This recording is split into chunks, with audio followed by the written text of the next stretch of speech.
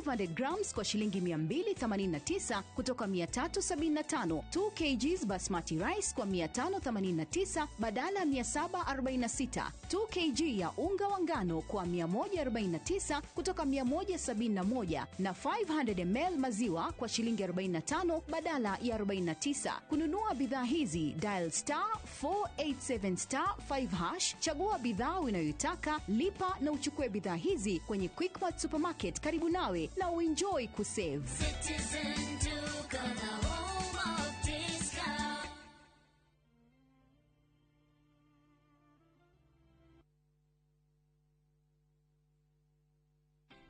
Haiya, ikoretwa Fahari nene na riu Mawega Labs Limited nekinyetie miaka 20 ya gucenjia akombori ikamatua malango. Niturage gucokeria ngatho we customer witu tondu we no otumite tukinye hau tugakiuga Ngai akurathime muno. Reke tugithie na mbere no nyitaniri mwega na wagura mugunda guku gwitu tugakuhe title. Uhoro makiria tucerere Kasarani nyumba-ini ya Max Plaza, third floor, opposite Kasarani Police Station. Kanohure thimu 0798 555 444. It's Mawega at 20.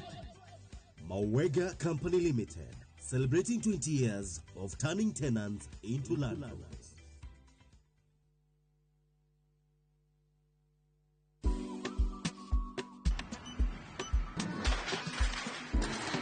Goko ni kuo Omega Mabati ugitwaro kundu kungi umenyewe mathai heni uria andu aigere maraka manyumba na nimegukwira ati mabati maria the highest quality ne Omega Mabati maticenjagia rangi na mena guarantee ya 15 years. Twina versatile Roman tile na box profile gauge 28 na 30 na maragita royal blue, charcoal grey, charcoal green na Masai red, roofing nails and washers, ridges and valleys, just to mention but a few. Dimone 0715334444 tusherere along Eastern Bypass Kamakis Corner kurigania na Total 3 unit plaza.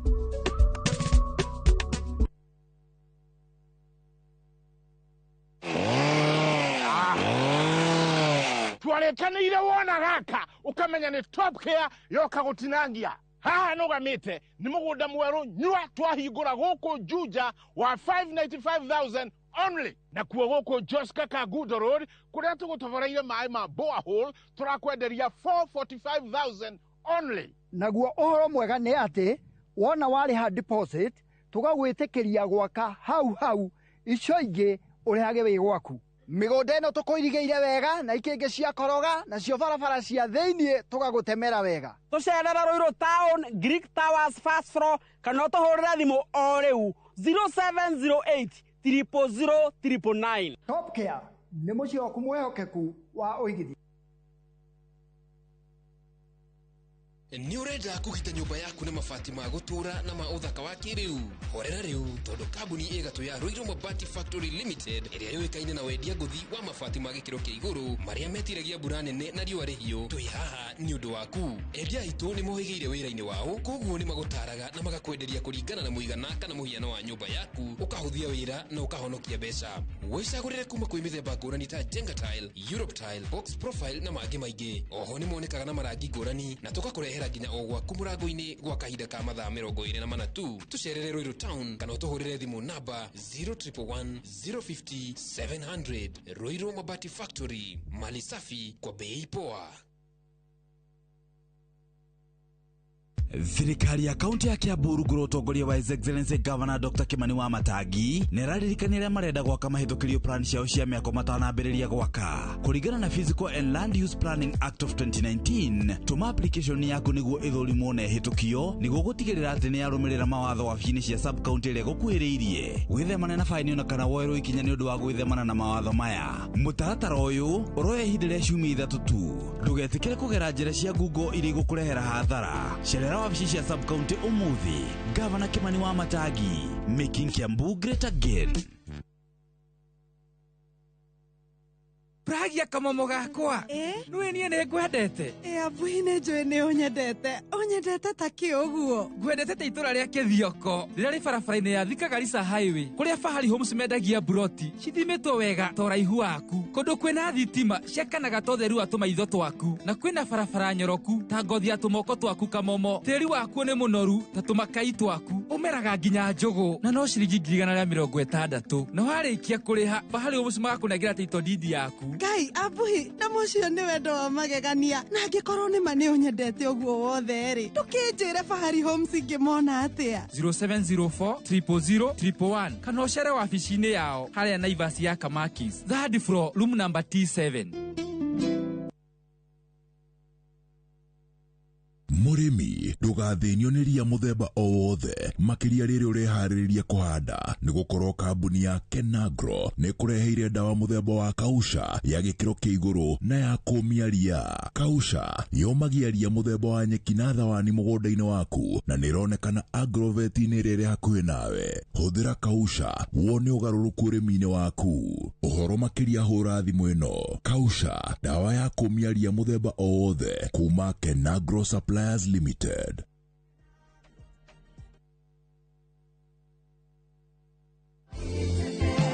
Niĩ njĩtagwo Eric Mwangigie na nĩ niĩ mũrũgamĩrĩri mũnene wa kambuni ya Maridady Motors. Ndĩna gĩkeno kĩnene mũno ngĩmũmenyithia atĩ mwaka ũyũ nĩ twanjĩrĩirie biacara njerũ ya kwendia o hamwe na gũkombanĩra kibikibi cia thitima o hamwe na tuktuk, na rĩu nĩ gũkũgĩa na mweke mwerũ wa kũigithia biacara-inĩ ĩno. Wĩ ũritaĩte kana wewe diaspora ona ikundi iria ciĩna kagĩna cicokanĩrĩirie ũkaimũigithie na ithuĩ na nĩ mũrĩonaga maciaro ma 15% nginyagia 18% kuringana na mbeca iria ũkũiga na ihinda rĩrĩa ũkũiga. Ukautucerere haha Kiambu Road, Ridgeways, opposite the Total petrol station. Kana utuhurire thimu 0709 888 222. Ukaweigithie na Maridady Investment Cooperative na ni ugukena.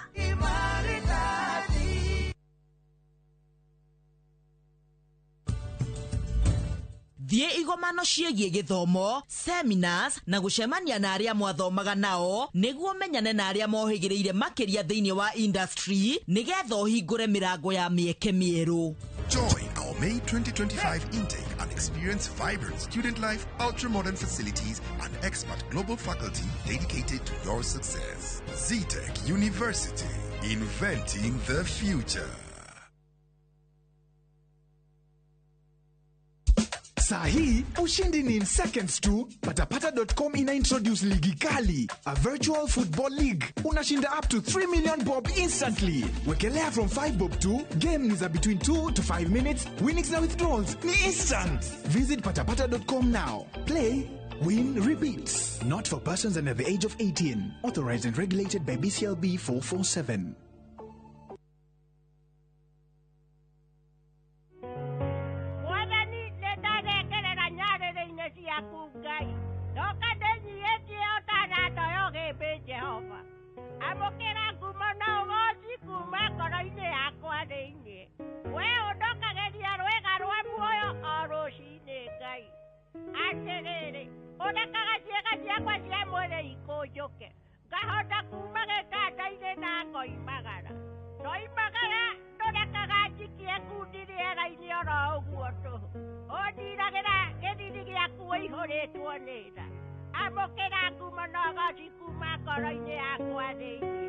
Kwegera mahoya ma shosho tarugambirwa thimu yaku hihinya *812 *789#.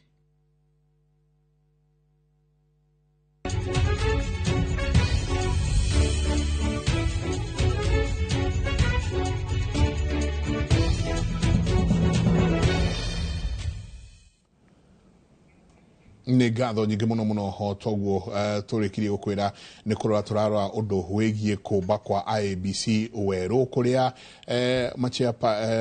chairperson kana andũ arĩa makoretwo magĩtetera gĩtĩ kana makĩũria kũheo wĩra ũcio wa gĩtĩ kĩa mũikarĩri gĩtĩ wa IEBC maragĩthiĩ na mbere na gũthũrimwo. Arĩa ũmũthĩ matanyĩtwo gũkorwo magĩthũrimwo nĩ mũndũ ũgwĩtwo Robert Asembo na mũndũ ũgwĩtwo Saul Simiu riu na uria wakorwo akirikia gukorwo akiaraniria na makomishona aya ni mundu gwitwo Lilian Wanjiko wa Manegene. Ririkana ni 11 already kenda ndi makoretwo mathurimitwo nginyanagia riu hau Lilian Wanjiko akorwo akirikiriria angi eri nio matigetie muthenya wa muthi ukorwo ukihinga acio 11 aria makoretwo makiuria giti kiu kia Oshaimeni kana giti kiu kia muikariri giti wa IEBC. Kumanagia na rucio nyingi ni gwakorwo na aria angi makanjiriria neo ni member a commission niyo aria mahitukitio ni andu 105 ni njui wakiri ni gukorwo agitwira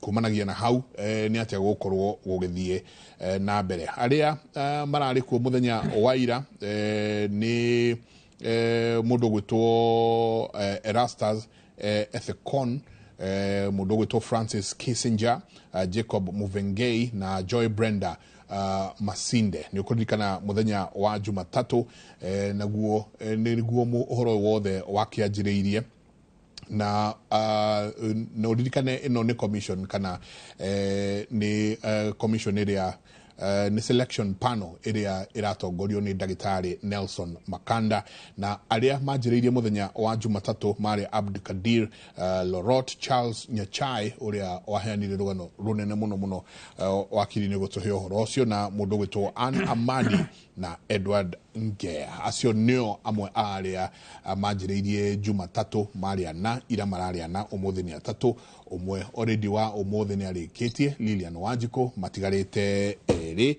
ni umekorwo makioerera kaida gatari kunene na dao ni Robert Asembo na Saul Sibiu. He wakiri tugikiria ni gukoretwo ndakuria kana he amwao marethi mathuti tari ohiki uyu na ni guthia handu kaigua herugano ndaheagwo mundu wathiria gikora raini yaritwo akiuria raini ino ni yake akiuga akiro ni Dagitari urakura na magego na ena raithi muno akiuria kararihia ati akiro ararihia ciringi 100 na kiararaini akiuga na nie kengurwo matanagia goro akinya ho akiurio wina irima asa ni urabujuca asa wakurwo niki niguo mutikana haicie ndi murwaru kuguo ni kundoria haha kuri aria marakirehe aria angi ketwanjiririe kuma Jumatatu ni tuonire andu mena hinya munene muno matongoretio ni mundu gwitwo Charles Nyachai kana Nyachai umwe wa aria makire ho na Amadi aria makire kuo nginyanagia na haha uritu wa guthurimwo guku uhana atia ukirorera we ta wakiri uritu ni ukoretwo we kwina uritu na andu aria makoretwo meho tutingiaga no wega tuge ni makoretwo la qualification iyo kana ya githomo tondu angiko ni ta mundu ta Nyachai uria wambirie akoretwo ari wakiri miaka 10 na kindu agi practice kiria twitaga commercial law na law family arutagira ni aka kindu gitagwo general practice koguo ni akite o practice mawatho mothe agicoka agioka agituika chair ya commission iria yokire guteithiriria uruti wa gatiba na guthondekwo kwa mawatho maria meritwo niguo marutithie gatiba kuringana kindu kiria twitaga schedule 6 ya gatiba gagaitu iretagwo commission on implementation of constitution ni kurika lwe wari chair ni ari commission jeru na magioka magithondeka mawatho maria maikitwo naga maurutithio wa gatiba makinyitanira na attorney general na kindu gigwitwo bunge agicoka kiuma hu agithie gutwika jaji igoti-ini ria East Africa koguo ni urona professional experience kana CV yake ya githomo iri iguru muno toko ni mundu gwitwo Ann Amadi olake akoretwo nginya ri chief registrar wa judiciary niwe warugamirio na kwihitithio kwa president Uhuru wa Kenyatta kwa mwaka 2013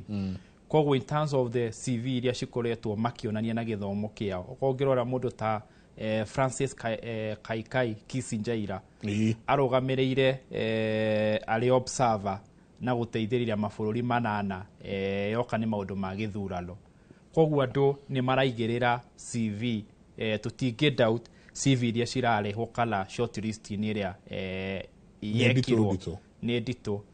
Challenge iho nĩ atĩ process ĩno ndĩrĩ irahota gũkorwo la public attraction. Mũingĩ ndũrĩ ũrahota gũtaũkwo mũno. Ona thaa ici tiga rĩu ũrĩa tũrageria gũthathaũrĩra mũingĩ, ti mũingĩ mũno ũkoretwo na kũgucĩrĩrio harĩ wamũrani ũyũ wa makomishona kana chair aya. Titoria ngũkwĩraga thaa ici twĩ bureki atĩ kwĩ ndĩ gũkoragwo na cira kũrĩa ũguo igoti-inĩ rĩa Supreme Court ya petition. Ũkoraga Kenya maitho me TV na nĩ mahota gũtaũkwo ũrĩa atĩa kũrathiĩ na mbere, makahota nginya kũnyita tũmaũndũ twa mawatho. Process ĩno nĩyoneka yaritũhĩra a Kenya. Probably no ĩkorwo hihe maũndũ merĩ, hi a Kenya mahota kuoneka nĩ manogetio nĩ process ĩno kana hi nĩ process ũrĩa IEBC ĩrutaga mũrutĩre wayo, makaga kĩndũ gĩgwĩtwo trust na confidence, na kwa hiyo gũkorwo hihi a Kenya nĩ maraiyũkia process ĩno na public perception ni atĩ ũyũ nĩ ũhoro mũtwe, atĩ no process irathiĩ na mbere na itua rĩrĩtue. Koguo ndĩkoretwo na attraction kana mũgucĩrĩrie wa Kenya, but in terms of the CV la andũ arĩa marehetwo, other than hi arĩa area tatu makuoneka nĩ maroka gũthondeka rĩtwa kana ngumo, he CV andũ arĩa marehetwo tũtingiuga nĩ wega kuga nĩ andũ mena experience njega mũno kwanja ya gĩthomo na mũrutĩre wa wĩra kũrĩa makoretwo makĩruta wĩra. Tũgwĩka atĩa tũcokie confidence kana tũcokie ũrĩa andũ maigua, ta rĩu ũgathiĩ ũgakora mĩkawa andũ maikarĩte meroreire makĩenda kũmenya caimeni wao ũrĩa wa IEBC gũkorwo arĩ ũ. Tũgũcoka hatwĩ ta bũrũri tũcokie confidence na institutions itũ, tondũ rĩu otũguo auga atĩrĩrĩ andũ aingĩ maikaraga makauga nĩ mbũ irarĩa igwa, nĩ already ũrĩa wagĩrĩirwo nĩ gũtuĩka mũikarĩri gĩtĩ nĩ oĩkaine. Wa mbere kĩnjuge atĩ o ũrĩa ndaugire hĩndĩ ya twarĩra haha mandĩ maũndũ merĩ, thikũ ici 33 twahĩtia kana twage gwĩka ũrĩa kwagĩrĩire, ona gĩthurano kĩa 2027 twagĩrĩirwo onakĩo kuoya nĩ twakĩhĩtia, tondũ ndaugire andũ aya marathurwo matongoretio nĩ chair na makomishoni ake aya angĩ 6 nĩo magoka kũrũgamĩrĩra kura ĩrĩa ũgaikia maiko waikia kura yaku thaa 2 aya nĩo magatigwo na kura yaku, okorwo nĩ ga count kana yage go count, aya nĩo makandicitwo nĩo moka kũrũgamĩrĩra policy iria magũthondeka nĩguo ĩgũcihotithie gũikia kura. Commission nĩo mena wĩigĩrĩrĩki wa gũthondeka commission ĩyo. Koguo ĩno ya committee ĩno ya Nelson Makanda ndagĩtarĩ no mwaka ĩrutanĩrie mũno ĩkorwo la confidence, ĩkĩre wa Kenya confidence, negerie kweheria a Kenya harĩ public perception ĩrĩa ĩngĩkorwo ĩrĩho atĩ ũyũ nĩ ũhoro mũtwe, ithuĩ twĩ haha o gũkindĩra ũhoro mũtwe twĩ commission. Wa kerĩ nĩ atĩ there is a big trust deficit yoka nĩ ũhoro ũyũ ũrekwo mũthĩ na nginya makommission marĩa makuoywo. Koguo commission ĩno nĩ kwenda ona hĩndĩ ĩrĩa ĩkaruta marĩtwa merĩ gũtwarĩra the appointing authority ũrĩa nĩ president na marĩtwa kenda ma commission, andũ arĩa makaheana a Kenya marore mone kweri ũyũ andũ arĩa mwaheana nĩ mũrageretie, ona andũ arĩa mangĩgacoka ma bridge trust yoka nĩ 2027 commission ĩno nĩ ĩgakorwo yehereirie kĩndũ twĩtaga blame. Andũ nĩ makauga yo nĩ arutirwo ũrĩa wagĩrĩire wĩra ũrĩa wagĩrĩire, ona mũndũ ũrĩa tũreciragĩria ũratindĩkwo tiwe, koguo yo nĩ arutire wĩra wagĩrĩ. Rĩu ũngĩrora commission ĩrĩa ĩtagwo ya Judicial Service Commission, interview ciĩkagwo nginya ũkaigua nyũmba cia mohoro cikauga ĩhĩ ona mũndũ fulani nĩwe tũronire ũngĩheo. Commission ya thũrima rĩ ũkaigua ya judge ũrĩa yoka nake mũnene rĩ nĩ marahota kũheana justifiable reasons, ta hĩndĩ ya mũndũ ũgwĩtwo Justice Maraga na mũndũ ũgwĩtwo Justice Kome. Koguo no mwaka commission ĩno to restore the public confidence na trust harĩ gũthũrima andũ aya ĩrathũrima, ĩheane mũndũ na makĩheana andũ acio erĩ ũrĩa ũgacagũrwo gũtuĩke ona ithuĩ tuge atĩrĩ commission ĩno panel ĩno nĩ ĩrarutire wĩra wao. Mũndũ ũcio ũngĩgathiĩ akorwo nĩ akahũthĩrwo nĩ mũndũ 2027 gũkungia wara, commission ĩno nĩ ĩgakorwo yeheria harĩ waro ũcio gakorwo na rĩkoneka yo nĩ arutire wĩra wayo mũndũ ũrĩ gũthire arathire aratuĩka compromised. Tutanaingĩra harĩ aya 100 rĩa atano arĩa megũkorwo nao magĩthũrimwo kuma mũthenya wa rũciũ ma commissioners arĩa angĩ nĩ kenda tu magĩrĩirwo no ko marĩtwa marĩa magĩrĩirwo nĩ kũheanwo. Njokie thutha tu hanini harĩ andũ aya ũmwe wao ũrĩa ũrenda gũtuĩka kana ũrĩa ũgũtuĩka mũikarĩri gĩtĩ wa IEBC. Hena ciĩruru ciarĩa marĩ hau mbere, ciĩruru nditũ mũno, ciĩruru nditũ mũno ciarĩa marĩ hau mbere. Twanjie na Kivuito led commission, tucoke kwĩ Isaac Hassan. Isaac Hassan dronire hĩndĩ erĩga gwĩtwo nĩ Jeff Koinange agĩũka na akĩheana ũhoro wa mũritũ mũno ũkerigwo nginya kĩtĩ gĩkĩ magĩcaragia gĩake. Hera hau ingĩra kwĩ mũthuri ũgwĩtwo Chebukati nake nona maũndũ marĩa macoka mathiĩ no kuo kũriuma nginya andũ marĩtwo Achelela he ũrĩa nake worire agĩthiĩ US. Rĩu rĩ kĩũria gĩakwa nĩ atĩrĩrĩ, nĩ gĩtĩ kĩhana ta kĩrigicĩirio nĩ nduma nene mũno mũno mũno mũno. Haha atĩa naho tũkacenjia atĩa twĩ ta bũrũri? Nĩ gĩtĩ kina nduma mũno na nĩ kũrĩka ndakwĩraga mandĩ he itĩ igĩrĩ cihalaga tarĩ kũruta wĩra riko. Gĩtĩ kĩa chair wa IEBC na gĩtĩ gĩa chair wa EACC by the virtue ya wĩra ũrĩa ũroka kũruta. La ngĩkwĩra tondũ ndarĩ na kanya ga gũcemania na Wafula Chebukati 2021 delete. Ndaririkana ngĩmwĩra atĩ kũrutĩra IEBC nĩ ta kũruta riko. If you cannot withstand the heat, angĩkorwo ndũngĩhota lala rugarĩ ona kaba wehere. Koguo kũrĩ ta IEBC na kũrĩa EACC kũrĩa gũkoragwo na rugarĩ mũingĩ mũno. Koguo wa mbere nĩ gũkwenda mũndũ ũkwĩyũmia na akorwo amenye aingĩra riko na nĩ riko rĩgũkoragwo na rugarĩ tondũ aroka kũdeal na political interests. La aroka kũdeal na political interest harĩ bũrũri wa Kenya na gĩtaro gĩa Africa kĩrĩa twĩcirĩtie power nĩyo mũico. Kuma harĩa twatigĩirwo nĩ mũkoroni atiga tũ colonize. Mũkoroni ũrĩa woire mũirũ narĩa makĩrĩ ho the black colonies arĩa meho mecirĩtie atĩ power bũrũri wa Kenya wĩna power we nĩwe mũndũ. Rĩu ũngĩrora bũrũri ta wa kũrĩa ũguo UK hĩndĩ ĩrĩa kĩama kĩa conservative kĩrahotirwo ona gĩtinatindanĩra maũndũ maingĩ nĩ kwehera. Ona ũngĩrora Rishi Sunak ona akinyĩte handũ akeeheria. Ũngĩrora kũrĩa ũguo Germany ũrĩa ũrarĩ kuo chance arekire kĩndũ gĩa gwĩta vote of confidence harĩ we na andũ marakona vote of confidence against we na areheria. Ũngĩrora kũrĩa ũguo Canada mũndũ gwĩtwo Justin Trudeau onake nĩ areheririe. Koguo mabũrũri maya mathiĩte mũno matikuaga power ũrĩa tũkuĩte power ta bũrũri wa gĩtaro kĩa Africa na bũrũri wa Kenya.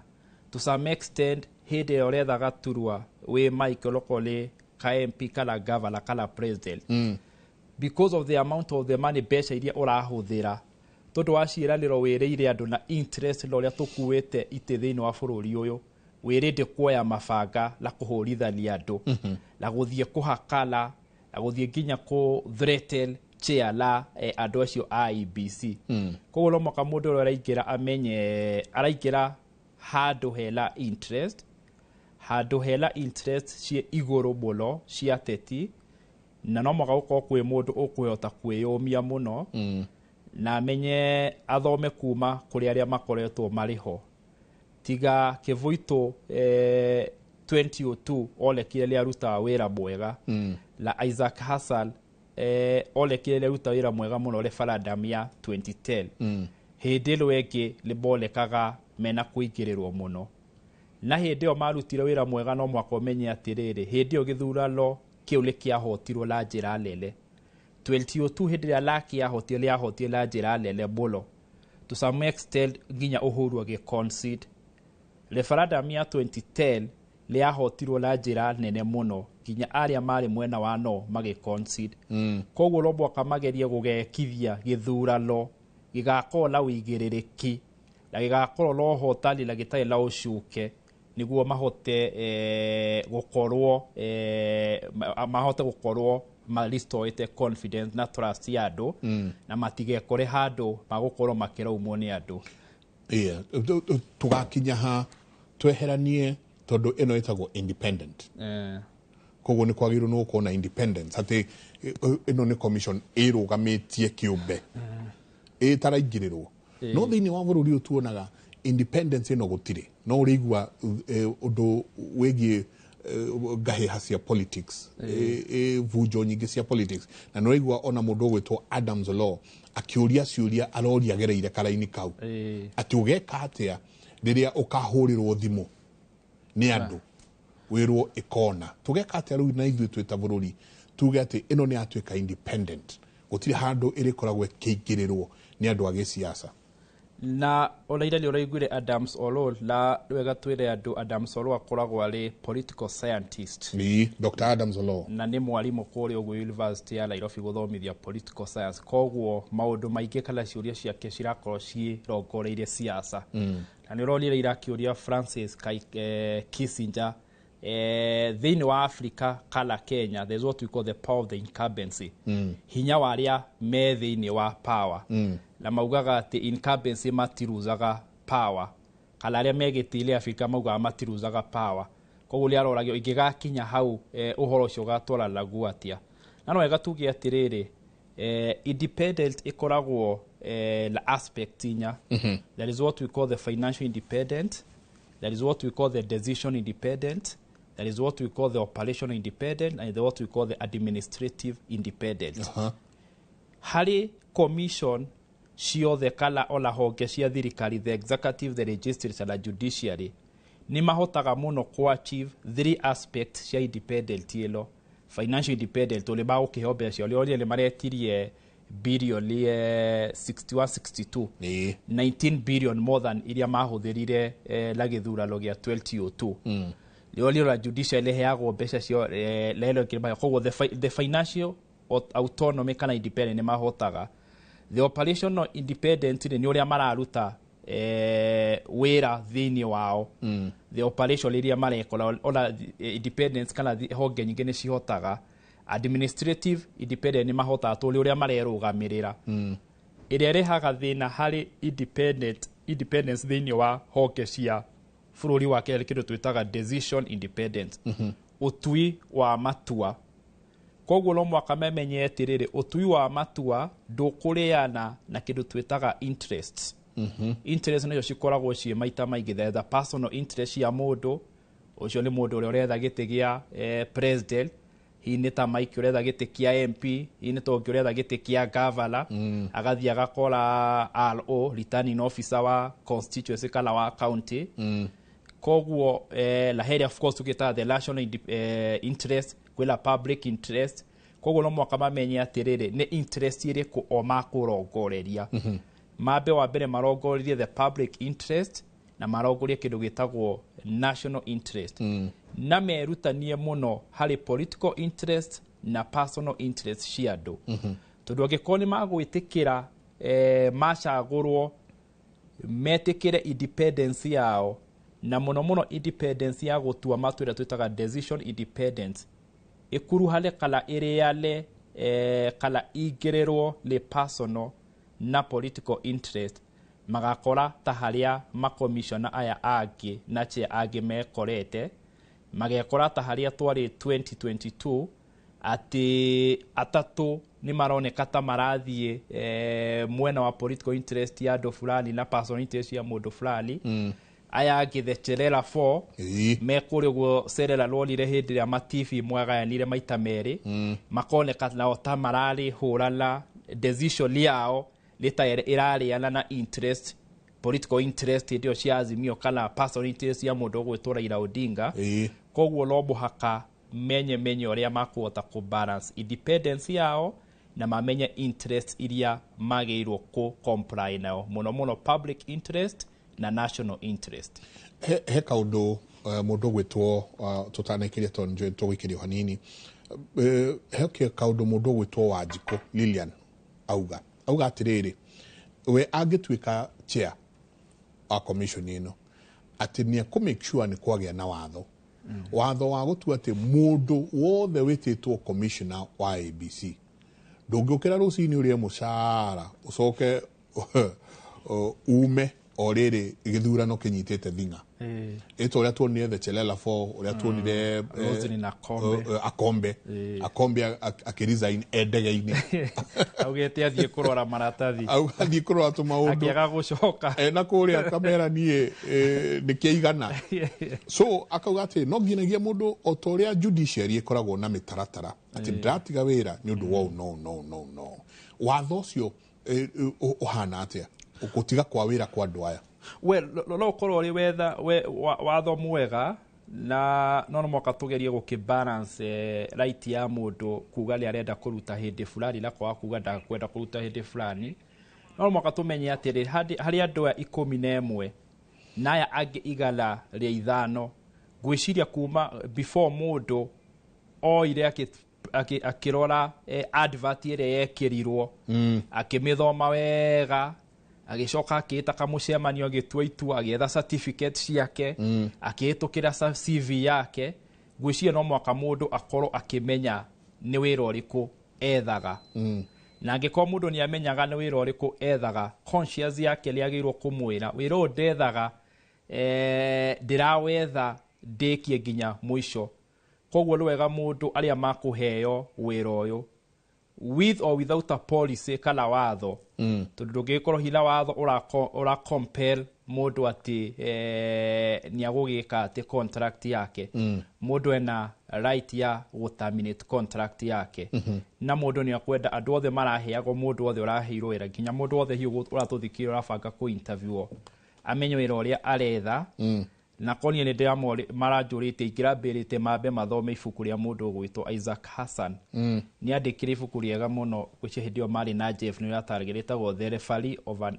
Ugly and Dirty Game atĩ referee wa mũthako mũcongi na wĩ gĩko mũndũ ũngĩrathomire ibuku rĩu nĩ angĩramenyire wĩra ũrĩa aretha wĩra ũcio ũhana atĩa tũrĩa atarĩirie maũndũ mothe nonia nĩ atarĩirio nginya rĩmwe akĩinũka nĩ ahingĩrĩirio nĩ ngari ona nĩ gũteithũrwo ateithũrwo koguo maũndũ maya mũndũ angĩraroria nĩ angĩramenyekana is it the right job kũringana ũrĩa niĩ hana kana nĩ ngũhota without necessarily gweterera nĩwahĩtũkĩra maratathi nĩwaingĩra gũcoka kuma hau ũroka kwenda gũthondekerwo watho ndũkaume ndĩrarora ngona mwena ũrĩa ũngĩ nĩ macokete nĩ hĩndĩ maracokereria ndiramenya kana nĩ Robert Asembo ũraingĩra kana nĩ Saul Simiyu nĩ tũkũmenya kahinda gatarĩ kũnene no nĩ ũmwe wao nĩwe ũgũkorwo rĩu agĩikarĩra njũng'wa ĩyo nake akorwo akĩthũrimwo ririkane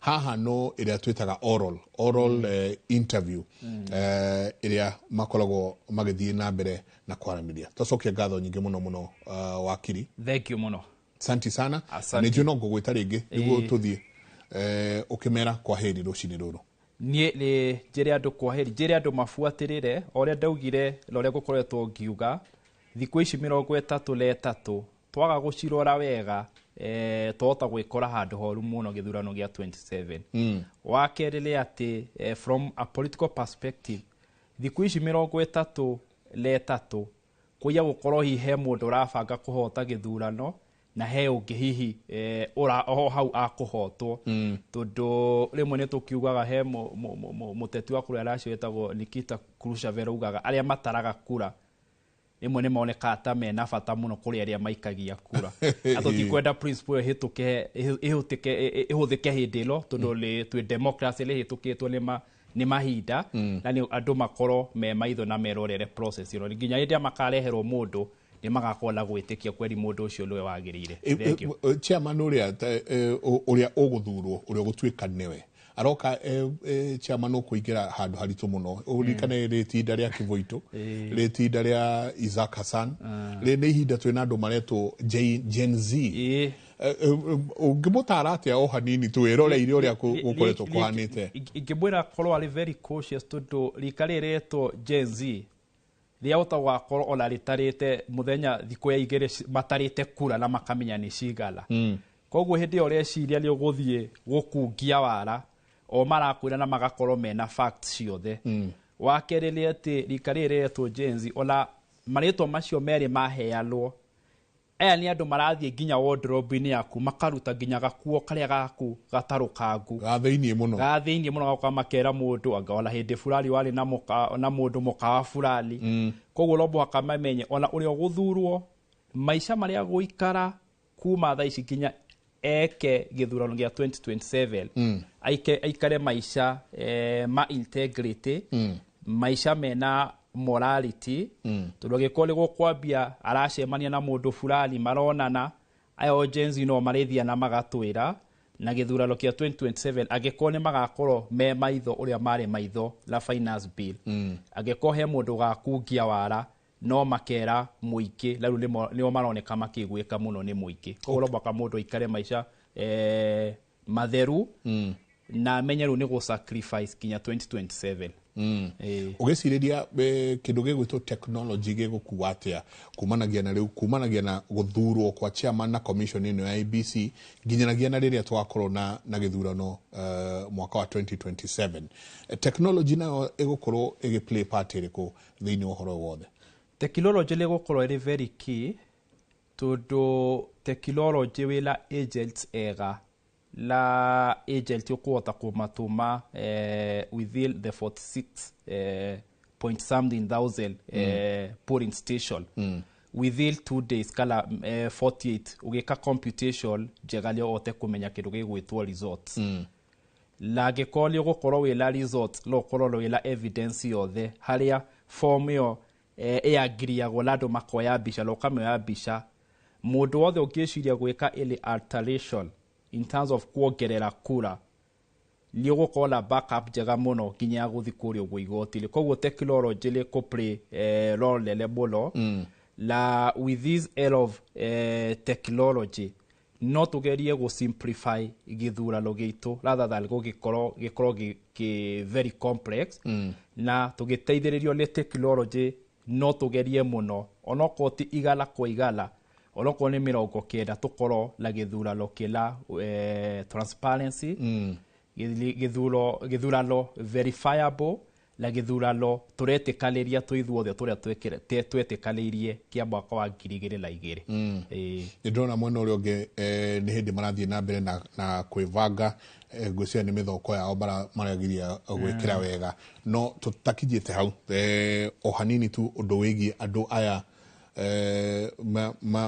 igana rĩmwe rĩa ithano ndiũ kana macio kwenda twambe tũthiĩ kũu sa nĩ njũĩ nĩ tũkwarĩria nĩ ngũgwĩtwo rĩngĩ ũke tuikare tunanĩre njũng'wa tũthikĩrĩrie na tũkĩrore twanjie gũthũrima aya nao igana rĩmwe rĩa ithano rĩ nĩa na ũigĩrĩrĩki wao ũgũkorwo hana atĩa asanti sana wakiri nĩ ngatho nyingĩ mũno mũno mwĩroreri ũcio nĩ wakiri Warungu Mwangi na kumanagia na haha ndenda ndĩmũtware ĩmwe kwa ĩmwe nginya mwena ũrĩa ũngĩ kũrĩa mwena wa South C kũrĩa commission ĩno nayo ĩrathiĩ na mbere na gũthũrima ũcio ũngĩ ũgũkorwo akĩingĩra ketũingĩre kuo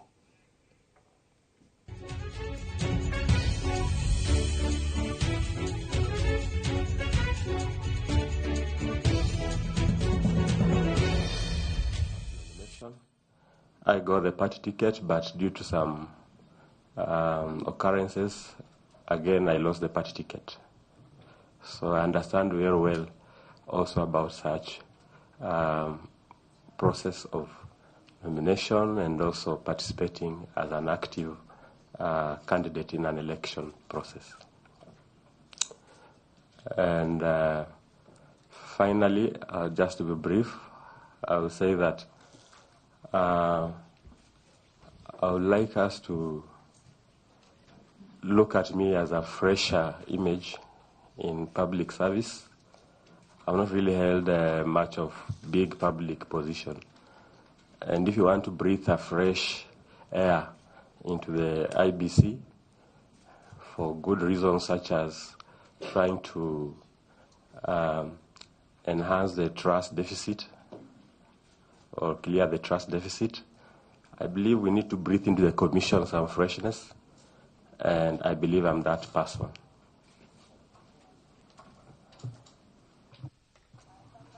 Well, you have been Secretary General of AFC Leopards. I didn't understand that to be a small public institution. That's to me that is a big thing. Yes, it's a big area of interest because we have within the football fraternity community representation in terms of the football teams that we have. And FC and Gor Mahia, you all know, are the bigger community teams. And they represent populations and supporters that spread not just in Kenya, but perhaps in the region, if not in the world. So our Secretary General for AFC Leopards, thanks, Chair, for taking me back. I believe it's on my CV. I put it there.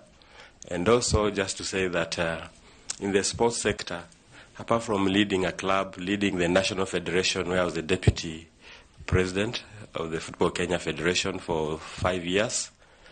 I also served in the inaugural Sports Disputes Tribunal for 6 years, and we resolve a lot of sports disputes in the various sports federations, including dealing with matters of when we had the advent of doping issues. So we dealt with those issues. You went to Starehe Boys Center. What ideals did you learn from Starehe that make you suitable for this position? Thank you, Chair. Yes, I went to the Starehe Boys Center and School. I left in the year 1994, having done my KCSE. And we learned, and personally I witnessed, the absolute value of hard work, discipline, when we topped the country in our year. In that KCSE exam. So there are values we got entrenched into, and I believe those values have kept us and most Starehe boys into our careers and also our leadership roles. I mean, there have been very prominent Starehe leaders. I admire some of them, such as the late Professor George Magoha.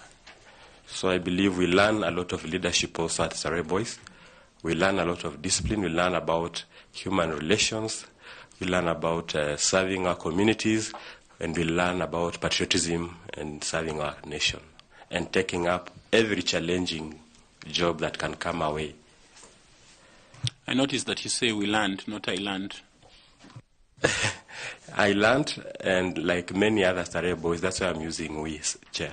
Or the community of the boys, all boys. Okay, fine. Allow me to ask Madam Linda to engage you a bit. Thank you. Thank you, Chairman. Mine will be very brief. In your career journey, what competencies have you acquired that you intend to use to help you execute your mandate as a chairperson of IEBC? Thank you, Chair. First is about being firm and decisive when it comes to leadership roles. The IEBC Chair needs to have such a character because the situations that will be faced, and judging from the various petitions and the grounds thereof and the findings of the Supreme Court, I mean, the character of the IEBC Chair as a firm and decisive leader was essential. Equally, team play, and in the mandate of the IEBC, the commission with the 6 commissioners and the chair, plus also the secretariat, we've had conflicts over the years, but I believe that team play would help a lot in making the image of the IEBC be credible and acceptable to the people of Kenya. Interpersonal skills matter. I will cite what are my observations. In the commission of Isaac Hassan, we saw that the chair and the initial CEO, Oswago, had conflicts. But the same Isaac Hassan, when he got Chiloba as the CEO, they worked together very well. In the Commission of Chebukati, may his soul rest in eternal peace. When he worked with Chiloba, again there were conflicts. But when he worked with Marjan, again we saw a lot of tranquility. So I believe there's the element of interpersonal skills and team play that come at the fore to have an ideal IBC as a working entity. Equally, I believe in the ratio or the skill of dispute resolution. And as I've said, I've presided over a number of cases at the Sports Dispute Tribunal. In my CV, you'll also notice that I've served on the continental stage when I was a member of the CAF Appeals Board. And we are deliberating on issues of disputes between players and maybe teams and football leaders, and the ability to handle disputes, the ability to listen, to understand, and to guide and decide in a fair, transparent, credible manner over some of those disputes is an important skill that I would apply to the Commission. Equally, I would also believe in community outreach. I believe one of the mandates of the IBC is reaching out to community, especially in terms of education, awareness creation. And even though they'll be carrying out the mandate of, let's say, limitation of boundaries, they'll have to go down to the communities. So I believe, having worked in my life in the NGO sector with communities, with various interest groups, I'll be able to apply that skill and experience. I can leave at that, Chair. Thank you. Thank you. And thank you, Chair. Okay. I will request Madam Caroline Kituku to ask you some questions. Thank you, Chairman, and welcome once more, Mr. Asembo. Let's talk more about the process of voter registration in Kenya. So, it is the mandate of the IBC to undertake voter registration, and the Constitution requires it to be continuous. What then, in your understanding, do you see as some of the legal issues and challenges that present the realization of this constitutional mandate? Thank you, Chair. You was truly here. In 2017, I joined one Okio Mtata and others to petition the High Court. And the substance of our petition, which we succeeded, was that the IBC had closed the registration process for voters at some point. And we went and argued before the High Court that this registration should be a continuous process by the law. And we succeeded. I remember the major outcome of it was they extended the registration list for 9 days. So in the legal challenge realm, to answer to your question, Madam, we need to look at the mandate of the IBC and what are other frameworks that support those mandates or derive those mandates. And I believe the challenge may not be within the IBC itself. I believe the challenge could be the relationship between the IBC and the other stakeholders, such as the Treasury or Finance. In the electoral circle, voter registration should be a continuous process, and it needs resources. But you find that we have characterized our election cycle to be just on the during election, and after election, I think a lot is put at the back. So maybe it may not be a legal challenge as such, but it could be other challenges such as the lack of necessary financial budgetary support for the exercise. That's my view. There is a proposal that has been made towards the integration of the Kenya's voters register together with the National Civil Register, the one for the IDs. So how do you see this come out, and what would be the advantage or the disadvantages of such a system, if at all it's pursued? Thank you. Chair, ideas that can make electoral processes efficient should be welcome, and the fusion of the registration of persons under the National Registration Bureau with the electoral register, voters register, will be an ideal scenario. But we know we have challenges in terms of, first of all, the trust in our Kenyan populace over some of the government ways of working. So we need, first of all, to make this maybe a deliberate agenda and say we'll promote it among Kenyans that, and I think the campaigns can be there led by the government and the relevant institutions, including the IEBC itself, that we want to go that route, for example, of integrating these records and fusing the details and the particulars of registration in ARB and also in the IEBC, voter register, for ease of, of the whole exercise of even not just elections, but even referenda if it were to occur. But every institution has its challenges, and I think one of the key challenges is the ICT, or the IT technology components, because to have those records meaningful and purposeful, we may need a serious IT platform, and we'll always have the issue of challenges of will it be tamper-proof, will it be susceptible to maybe illegal manipulations and the rest. So guarding and managing such databases will be the main challenge. Thank you, Mr. Sembo. I wish you the best, and thank you, Chairman. Thank you too, Madam. Yes, next we will ask Madam Koki Muli to be able to engage you. Thank you.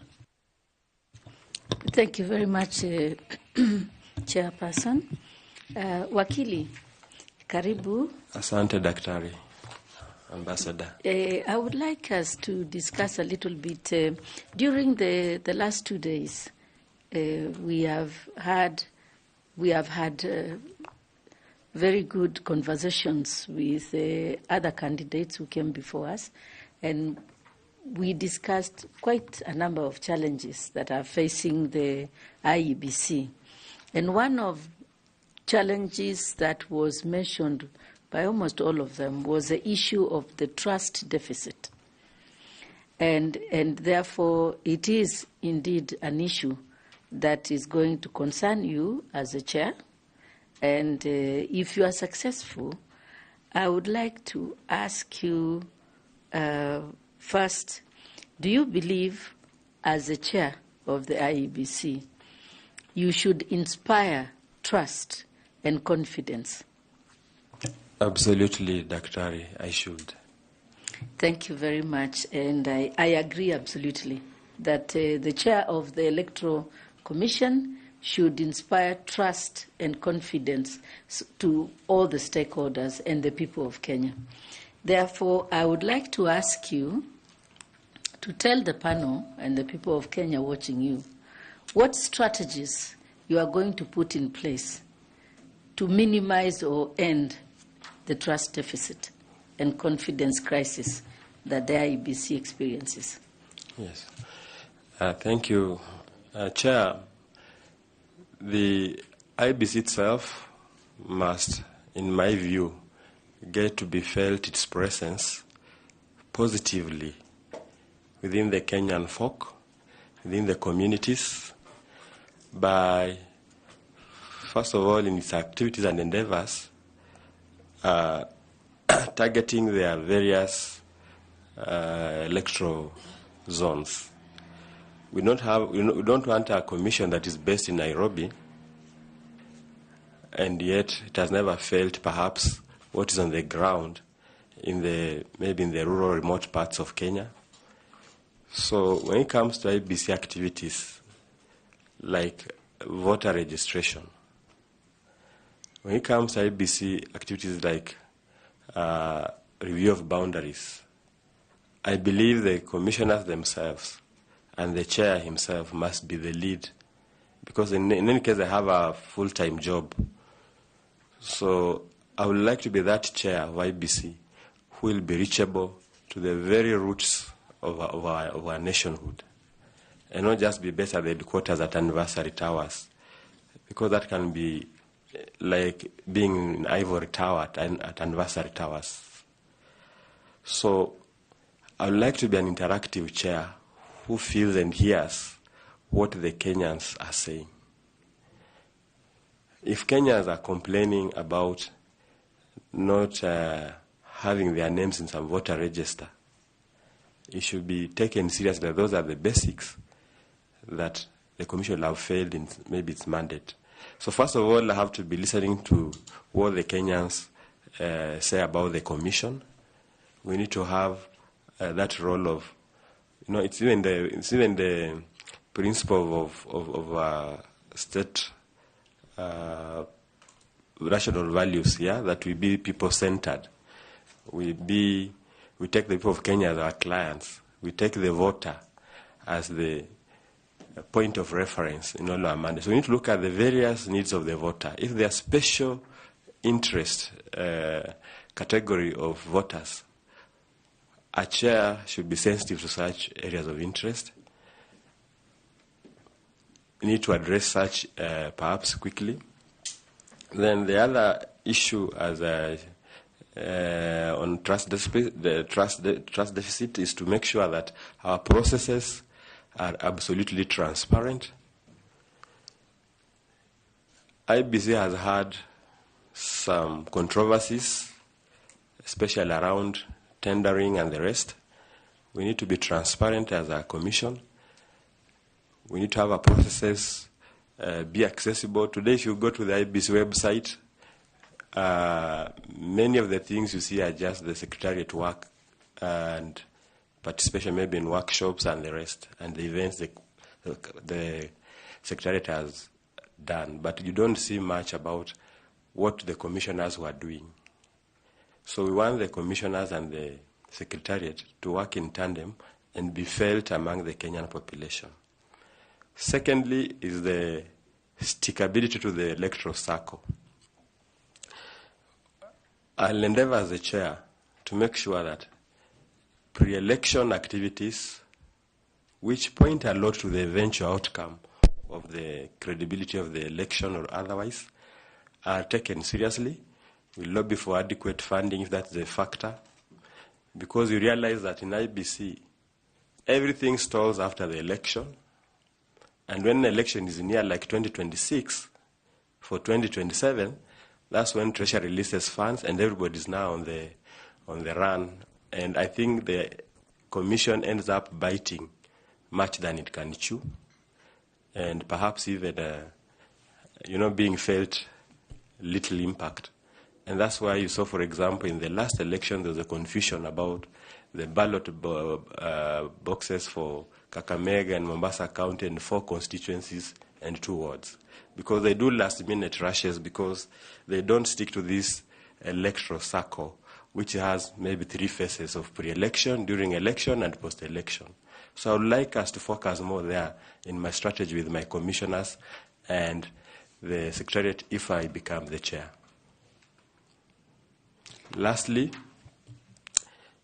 enforcement of electoral offences, and also the,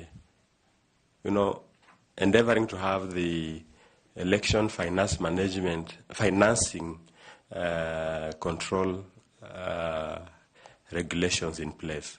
Because those are still issues that affect the voter, and you find that the ordinary voter experiences election violence, for example, and nothing happens to the perpetrators of the election offenses. And so they feel that the process will not be fair and free, and they lack the trust deficit.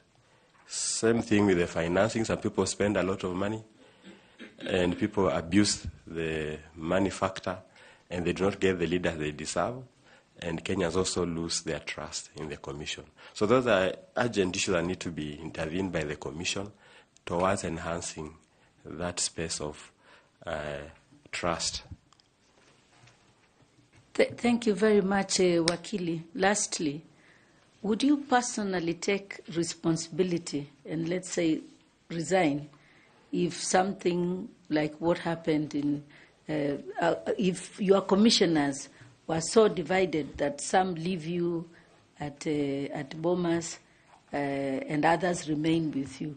Would you consider that as a reflection of your leadership and take personal responsibility over that?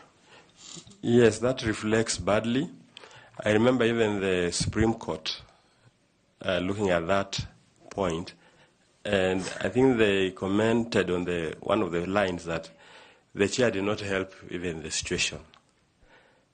I'm trying to quote them, but I'm not quoting them verbatim. So the image matters, and the way to go about it is that in the boardroom, disagree as much as you can, but agree when out there. So in the boardroom, the chair and the commissioners need to have certain agreed working formulas and approaches to issues. If it's about relaying the results, for example, and announcing and declaration, they need to be clear to each other. How will we go about this process? Who will do what and at what point? And it's all about the team play factor that I said. And we also need to be alive that the commission, I think there have been conflicting theories about how a commission should be. One, should they all come in together like maybe this one, which you are recruiting, who will come in all together? So that when the terms lapse, we have the problem of no commission. And without the commission, some things cannot just happen. For example, the boundary delimitation cannot happen. Who will go and listen to the views of wananchi when they are suggesting their electoral, maybe ward boundaries? Or should they have a staggered approach of appointing commissioners, whereby some come in early, some come in later, and leave earlier and others remain? The problem with that, Dr. is that we need to have the gelling of the commissioners. And if the commissioners come together at one go, like the 7 or 6 who will come in, it's easy for them to gel together. If they find others and others leave, then there may be camps. Chair, what I was asking the candidate... So I want to come to your answer, Madam. So I believe that depending on the circumstances of the day, I'll endeavor to bring the commission together, considering all those factors I've tried to enumerate. But if it is impossible, then the honorable thing will be to resign. Thank you very much, Chair. And thank you, Wakili, and all the best. Thank you, Doc. The next person to ask questions to you is FCPA, Tanui, and he will engage you briefly. Welcome, Tanui. Thank you. Thank you, Chair. Bwana Sembo. Yes, Bwana FCPA. Yeah, one of the latest amendments on the IEBC Act, which was done last year, was to provide a new section 24A, which provides for the review of conduct of general election and requires the Commission to review its operations and make necessary changes immediately after every election or after every general election. So if considered and appointed the chair, what one is of what benefit would the review of the conduct of general election will be to you as a commission and to us as Kenyans? And then to how do you go about it in terms of undertaking that new provision? Thank you. Thank you, Chair. That will be an essential and an area of prime importance because, as I have said, the electoral cycle should have 3 phases. So this post-election cycle of reviewing how the previous election was held will help a lot in, first of all, addressing the shortcomings that were there in the past election or the preceding election. It will also address emerging issues that sometimes are raised by the petitions that follow. I remember in the Supreme Court case of the last election, the judges were advising certain measures that they think the IEBC should undertake. So this will be the appropriate avenue and forum, this avenue of review. And so I believe that looking at what the Secretary may have done, because some of the areas of review will be administrative, I believe I'll look for the reports already of activities that are taken by the Secretariat, and from there engage them more and implore upon my commission to fast forward or make it a priority such review before the next election. Now, we are looking at your CV, and you are the Deputy President of FKF. For how many years? That is 2012, 24 years, say 5 years. Okay. So at some point, I remember the FKF president was suspended from office. Not in my time, sir. Not in your time? Not in my tenure. Okay. So how can that experience or that experience at FKF be of benefit to you, if given the position of chairperson of IEBC? Thank you. Chair, it was an opportunity of service when I was the Deputy President of FKF. We were serving Kenyan football. Kenyan football has many players, not the football players, but stakeholders. You find big corporates there like the Kenya Police, they are there. The KDF are there, they have teams. We have big corporates like breweries, they are there, they have a team. KCB are there. And you go all the way to the ordinary fan and also the players themselves, who are the real men and women of the game, or boys and girls of the game. So when we are managing the country's football, one, we were looking at developing the sport throughout the Republic of Kenya. So we were able to reach out the rest of many parts of Kenya, and I know many parts of the country. So I believe it will also help me in my IEBC role by knowing several areas of Kenya. Two, there are many relations that come in the sport, from sponsorships to international cooperation, such as the FIFA body, which is an international body, and also various countries that come and play or engage with Kenya. And in fact, just to refer to my CV, that's some of the reason why I was motivated to go and do my master's in international relations at the USIU as soon as I left the FKF Deputy President. So, in essence, the role of a Deputy President of Football Kenya Federation is a role that offers leadership to the country. It also matters a lot because these teams represent our country, our image there. So I know about our image, our country's image as Kenya. And every role I'll take up in future, I'll always have the image of my country coming forward, at least for the flag of our nation.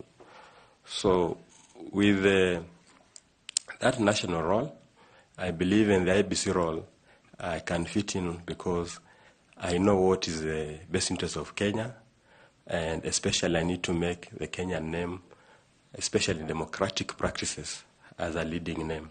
Just like you aspire in sports to be also a leading sports nation. I'll leave it at that. Thank you. Wish you well. Back to you, Chair. Thank you. Next is James Evans Misati, and he will ask you some questions. Very well, Chair. Thanks so much, Chair. Robert, yes. You have said you have had experience in managing football, and now you are coming to a totally different field of elections. From your explanation, you have also said about the voter registration where you participated in petitioning IEBC. What are the provisions in law, or which section of the law talks about the continuous voter registration, and why is it not? Why is the voter registration not ongoing as we talk? Thank you. Under the IEBC Act, I think it could be Section 7, but I'm not sure of the exact section. Well, I believe that those are matters one can easily refer to. We know where to find such provisions. But the challenge of the continuous voter registration, I think I've already mentioned a bit, has been financial support or the financial deficit within the IEBC because of budgetary support that comes from the Treasury a bit belatedly. And as I said, the challenge has been that most of the work of IEBC is targeted at the crucial hour, the 11th hour, where now every funding is easily available.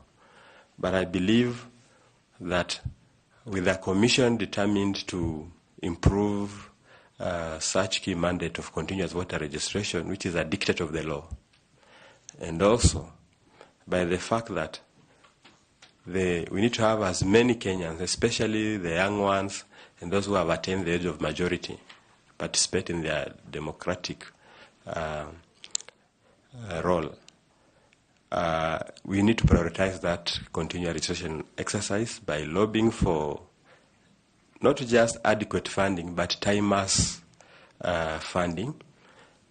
Equally, within the IEBC schemes of work, they can prioritize that agenda and also prioritize the financial. When you have the financial passes, they can play the deliberate measure of prioritizing it. Maybe you need to check your facts right, because you said you had petitioned the IEBC. If you petition them, you should be able to be aware the provisions that are making the registration not to be ongoing. But nevertheless, check your facts, because there are other issues which have made the voter registration not to go on, not the financial issues. Okay, I can add more of those.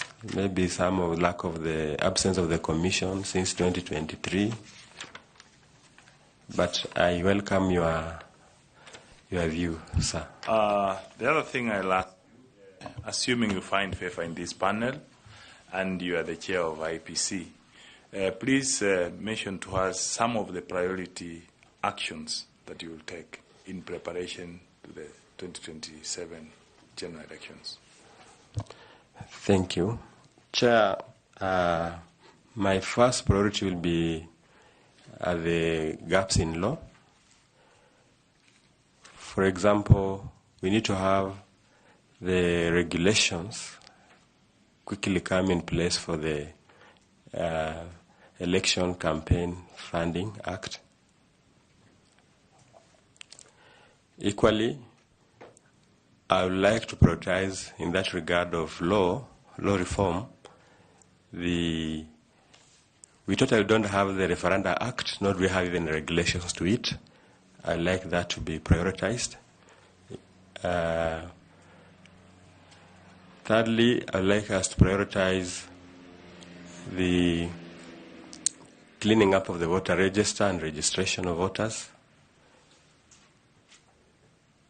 And also, I would like us to have the question determined of the long outstanding component of boundaries delimitation. Thanks so much. I wish you well. Thank you, sir. I will ask Mrs. Fatuma Saman to also ask you some questions. Kindly, Fatuma. Thank you, Chair. Mr. Asembo, IEBC partners with the stakeholders like the civil society, the media, and interested group in conducting civic education. However, at times there is the risk of some of them running a partisan narrative or taking advantage of that to attempt to dominate the process. As the IEBC chair, how would you ensure that the Commission maintains neutrality and accuracy during this process? Thank you, Madam Fatima.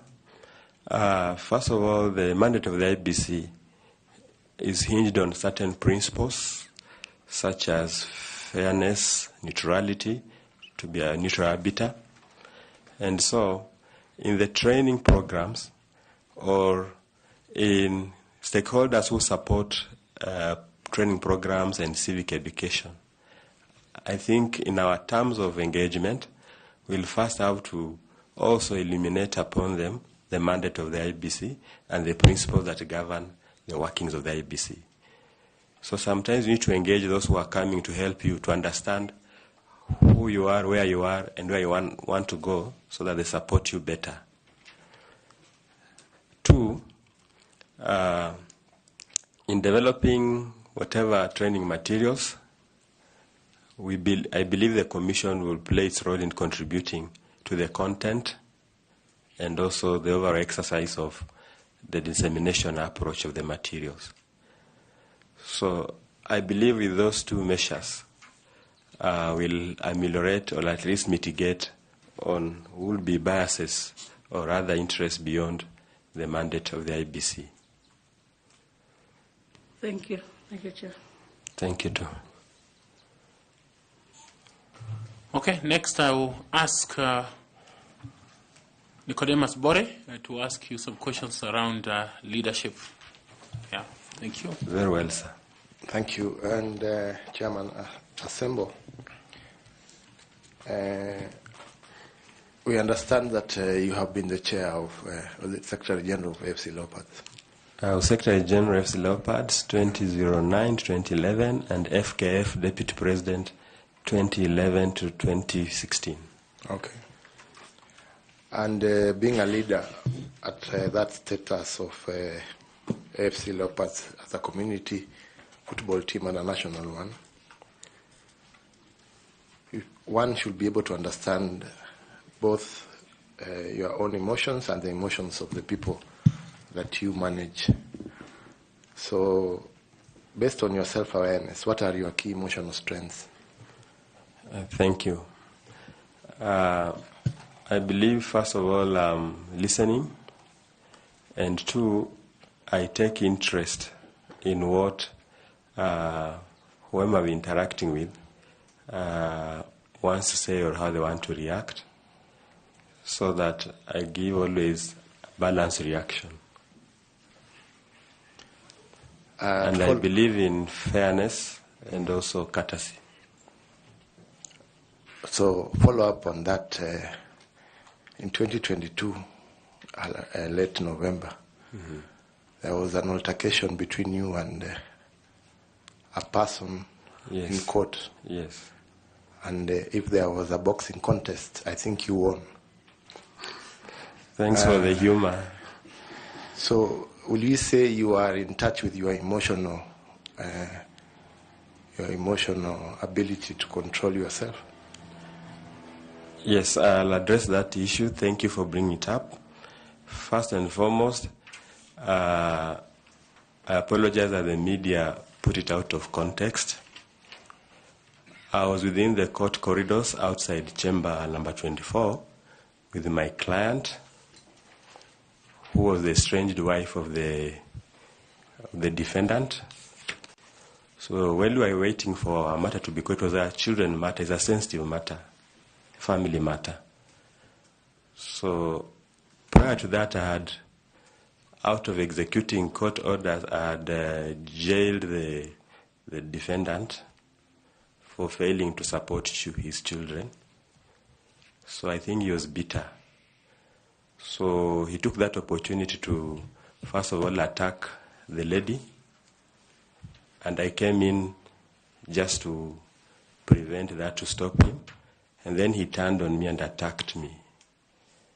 So it was a human reaction of perhaps self-defense, and we reported the matter with the Judiciary Police Unit, and the necessary legal avenues took charge.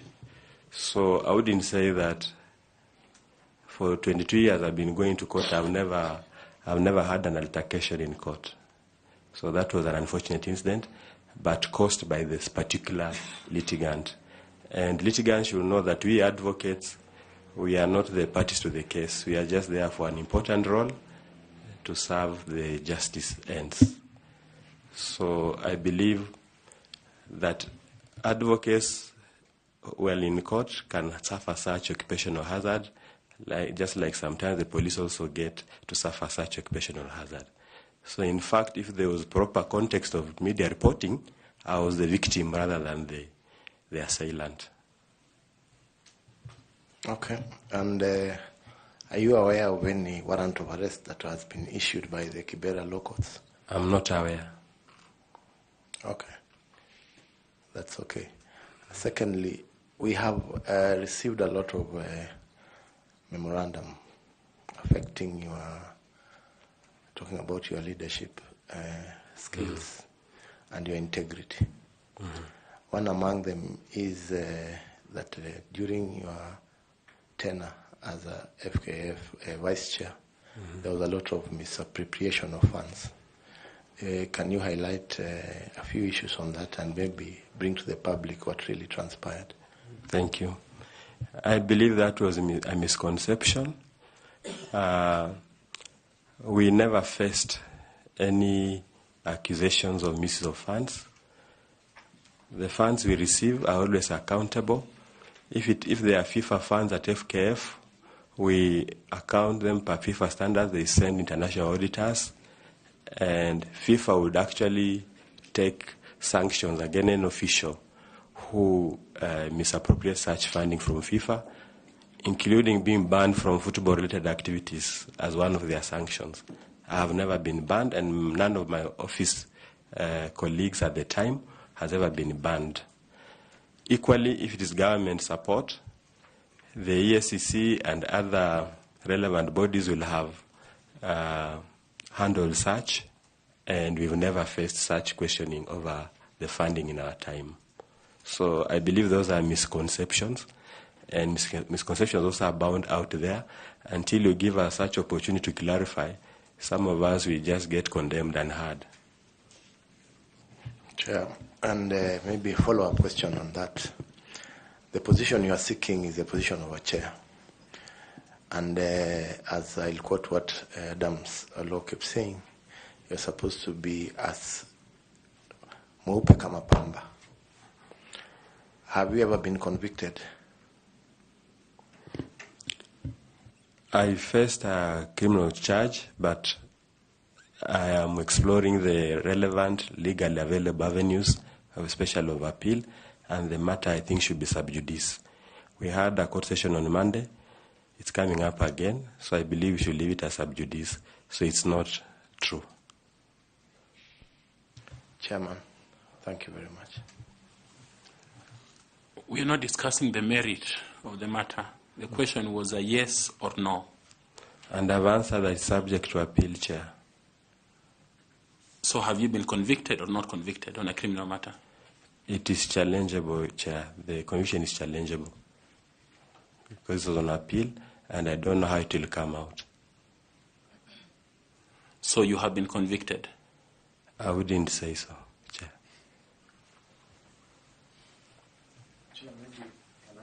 Okay, please. Maybe I give an example. Honorable Ferdinand Waititu is convicted. True or false? Yes. Has he put an appeal? I have not followed up, but yes. I think he's in jail. So you have put an appeal? Yes. Thank you.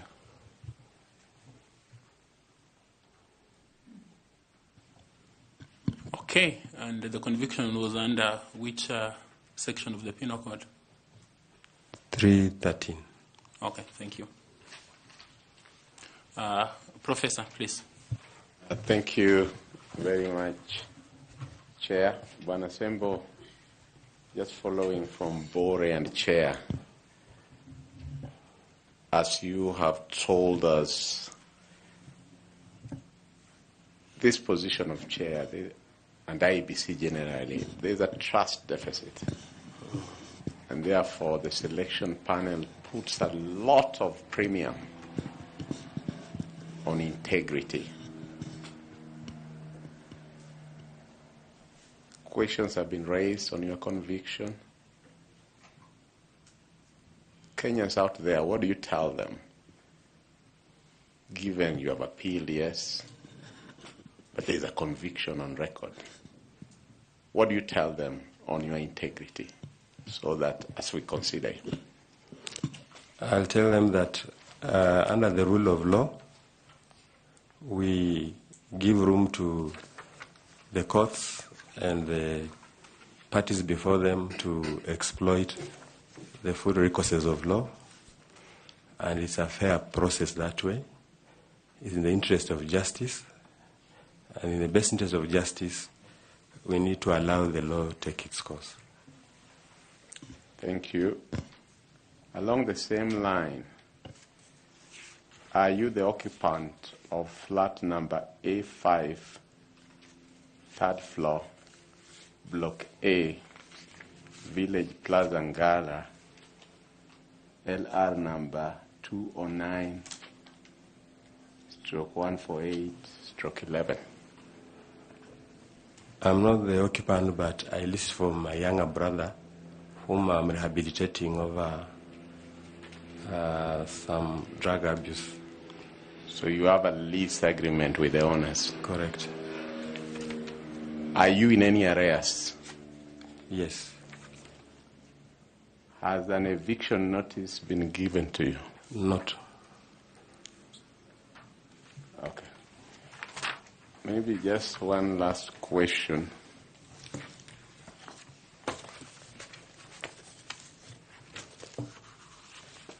As chair, or in your past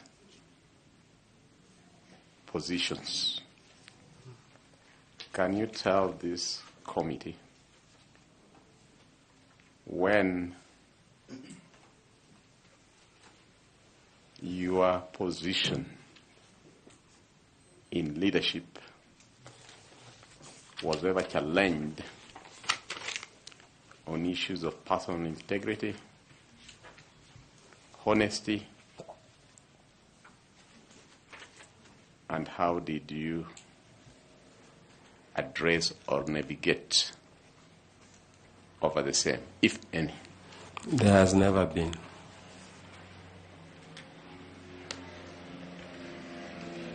Can you tell this panel at least two experiences where external political or financial pressure challenged your professional values and how you handled them? I have never had such occasion. Thank you. Thank you, Chair. Okay. Yes, Bwana Tanui, FCPA. Thank you, Chair. Something related to what Prof. and Bore raised. I was looking at the certificates of Bwana Sembo, and one of the documents in that folder is a letter from Law Society of Kenya. And it's called Certificate of Good Standing. Yes. Dated 20th of March. Yes. Which must be last week. Yes. And it is signed by Mr. Mwavi M. Kitonga. Yes. And it tells us that from your documents that there are no complaints nor past complaints with regard to Mr. Sembo. Yes. But from your end, we want to hear from you. Have you had any complaints before registered with the LSK with regard to your, with you being a lawyer? and an advocate of the High Court? I have had complaints from the Advocates Complaints Commission. Not LSK? Not LSK. Okay, thank you. Okay, we have a council member here, Linda. Would you like to ask some questions, kindly? Chair, thank you. Now, council, usually, you know, the Advocates Complaints Commission, they work hand in hand with the Disciplinary Tribunal, yes, the DTC, of the Law Society of Kenya.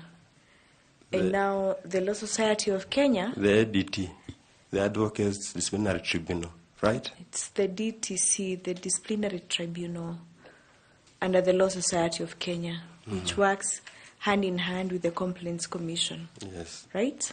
Yes. And where prosecution of matters of discipline or indiscipline against advocates are heard by the Disciplinary Tribunal.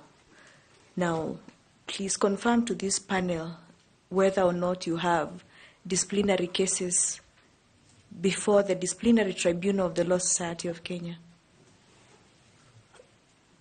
As I have said, I've had cases from the Advocates Complaints Commission, and I know that they may end up at the Advocates Disciplinary Tribunal.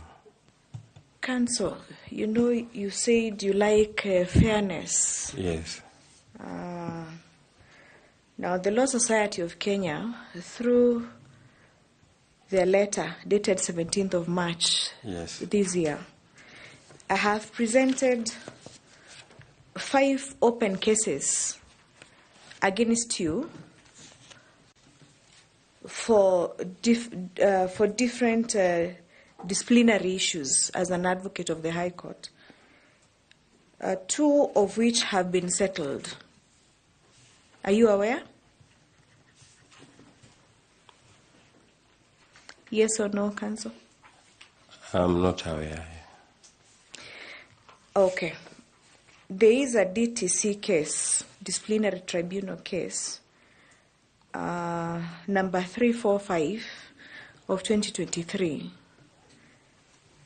The nature of the complaint is dishonorable conduct. That matter is open for hearing. Are you aware?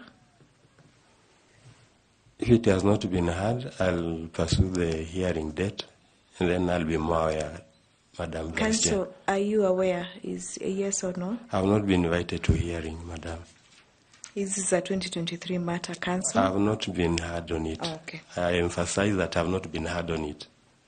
You also have another disciplinary case, number 392 of 2023, in which the nature of the complaint is withholding clients' funds of up to 1.85 million. Are you aware, Counsel?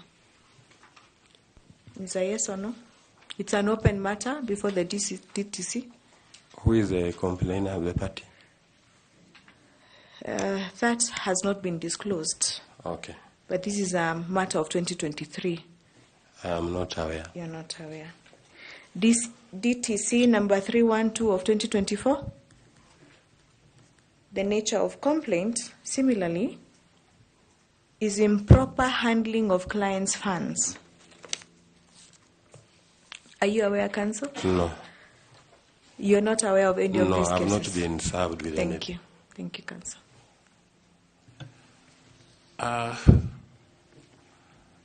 Secretariat, kindly take a copy of that letter from Kitonga, Mwathi Kitonga, 20th March.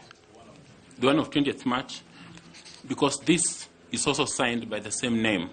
So we would like to be able to corroborate whether it's us who have gotten a wrong address and signature, or it is you who got a wrong address and signature. Because the same person cannot write 2 letters, one to you and one to us. And if that is so, then it means that then the entire LSK has issues. Yeah. Yeah, I'm sure I got mine from the signee. Chair, with your permission, and not to seem to assist the candidate, but maybe because some of these facts are well within my knowledge, the certificate of good conduct has been, I believe, issued because the matters are still pending. The other two have already been settled. So, you know, the right to fair hearing must be accorded to counsel.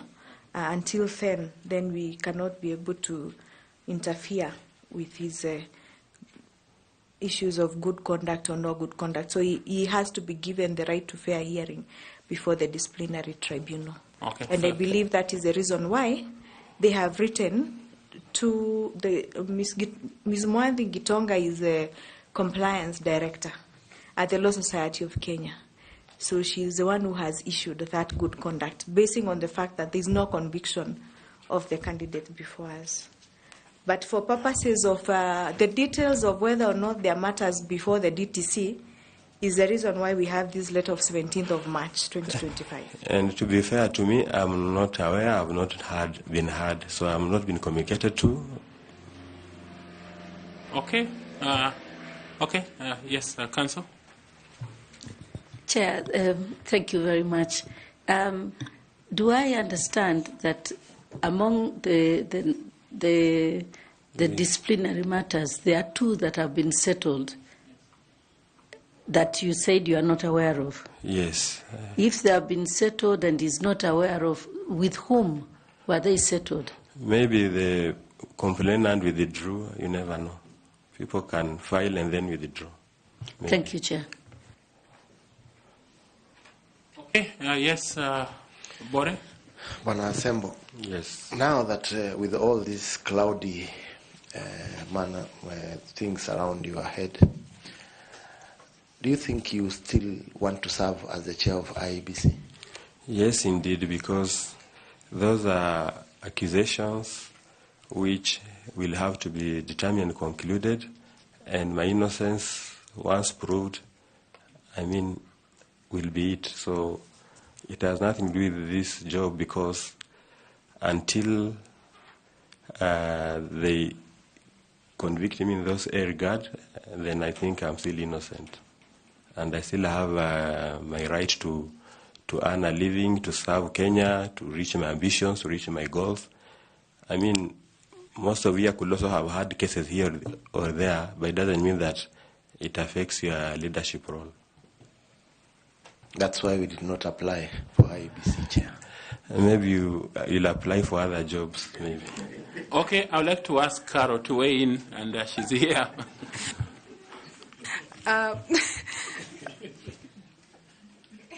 Without looking like I'm reopening the issues that we have against you, there's something that is yet not clear to me.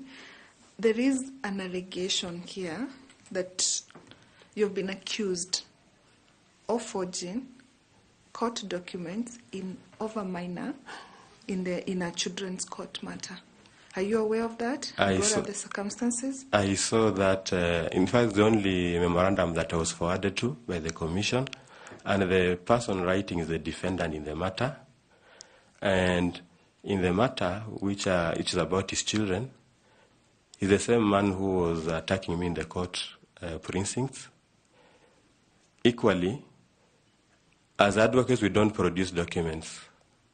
We are given documents by our clients. And lastly, I've not heard of a forgery complaint anywhere else. So these are the kind of memoranda that are malicious and vexatious. Is it a normal issue of practice that an advocate, and I'm speaking this from my own experience as well, of being an advocate, that an advocate can be accused of forging documents? Now that given you're saying that the documents obviously do not come from you, they come from the client, you are basically representing your client's interest. It seems that there is a prolonged silent issue that I cannot understand what it is between yourself and this particular client, or is it defendant in the matter? Yes, and I want to say that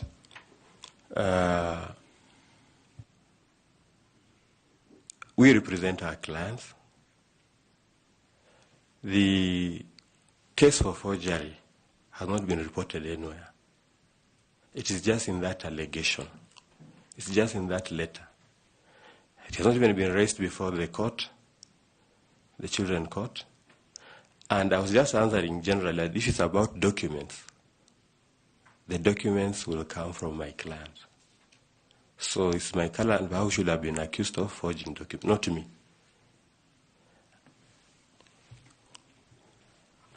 Thank you, Chairman. And that's why I'm saying it must be out of malice or vexation. And as I said earlier, the same defender whom we jailed for not supporting the child. So it must be some bitterness from him. And the children case is the same one that is stated there. Okay, Professor Adams? Yeah, Manasembo, I'm impressed by your enthusiasm for the job. I'm quite impressed. But tell this panel and Kenyans why, where we have other candidates without integrity issues, and let's assume hypothetically that we have performed well as them, why we should choose you over them. You have a conviction and a sentence that you have appealed. It can go either way. You have arrears in a building in which you have a lease agreement where the owner both wants to be paid and is also seeking an eviction. You have a situation, as Bore says, where you flawed somebody. Of course, you are disputing, but the incident is there. You have an accusation in a child case. Of course, you are disputing the facts. If we were to make you the chair of the commission, and then one of those cases succeeds, of course, you know the country would have to seek another chair. I just want you to explain to the selection panel and the chair why we should take that risk, because they are pending issues. Yeah, for me, I believe in the rule of law that you cannot condemn me. The commission will be condemning me if they consider those issues which are pending and are unresolved. So all issues... But the conviction is already in place. No, it is the... Judgment was delivered on 23rd, is it 25th January? 23rd January? Yes. And I'm saying it's subject to the High Court, which we are before the High Court on Monday, and we still have a date before the High Court. So I will say that the decision of the Commission, looking at those issues alone, will be condemnatory. It will not be fair and just, because those issues can be resolved, and you say if they are resolved in my positive way, so won't the Commission have lost maybe my value? And if I lose the position and I succeed in those issues, is my loss irredeemable? Yeah. Do you understand the essence of Chapter 6 in the Constitution? I will not have another chance. Yeah. Do you understand the essence of Chapter 6 in the Constitution? Very well, sir.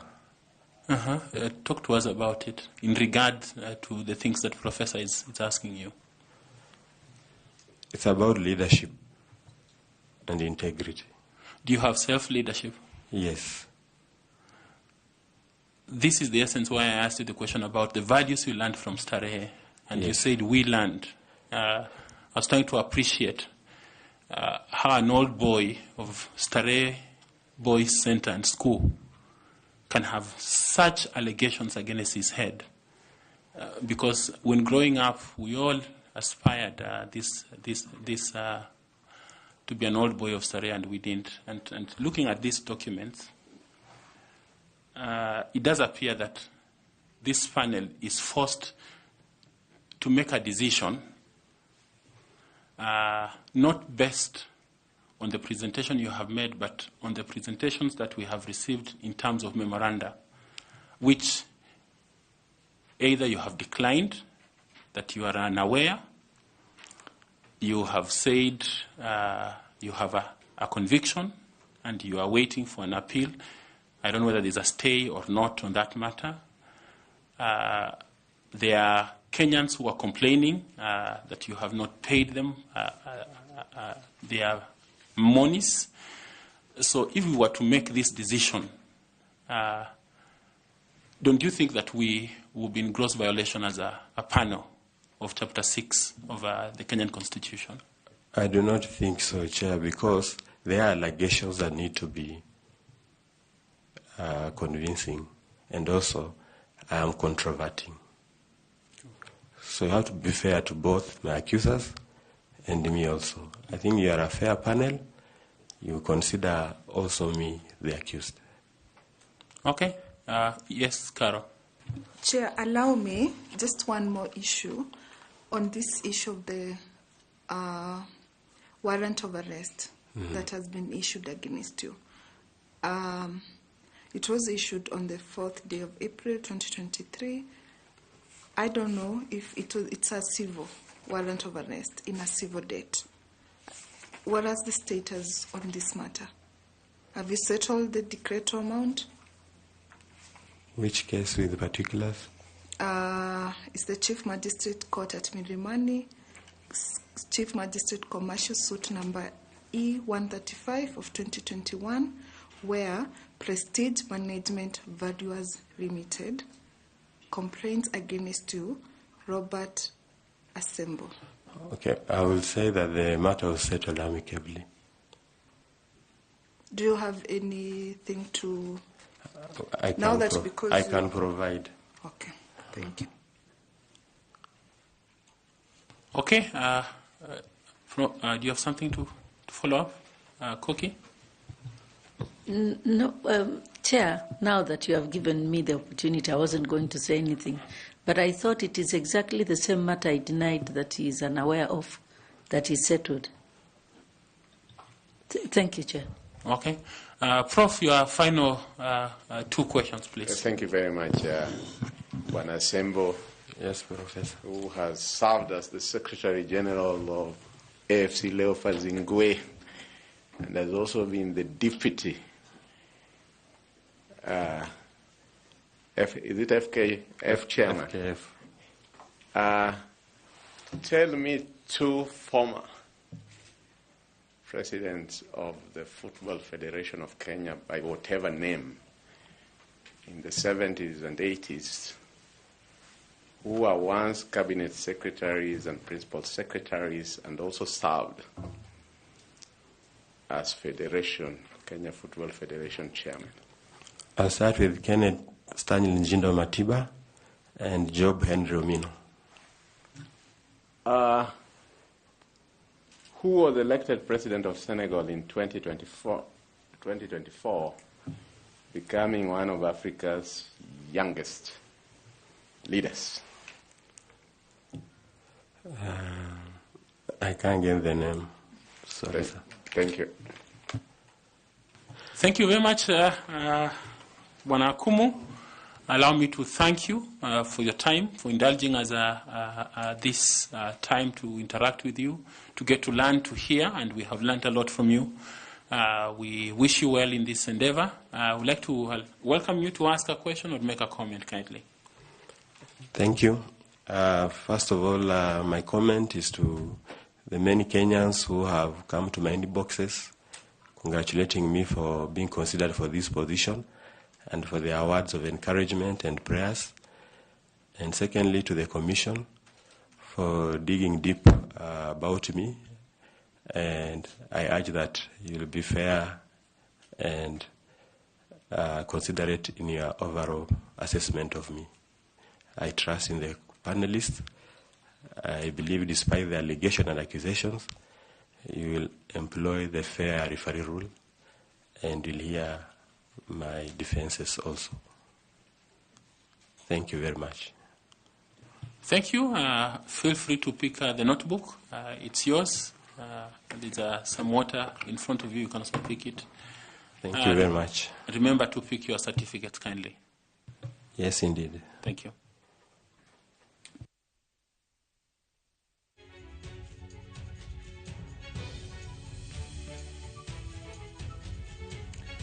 Okay, members of the Fourth Estate, we'll break here for lunch and.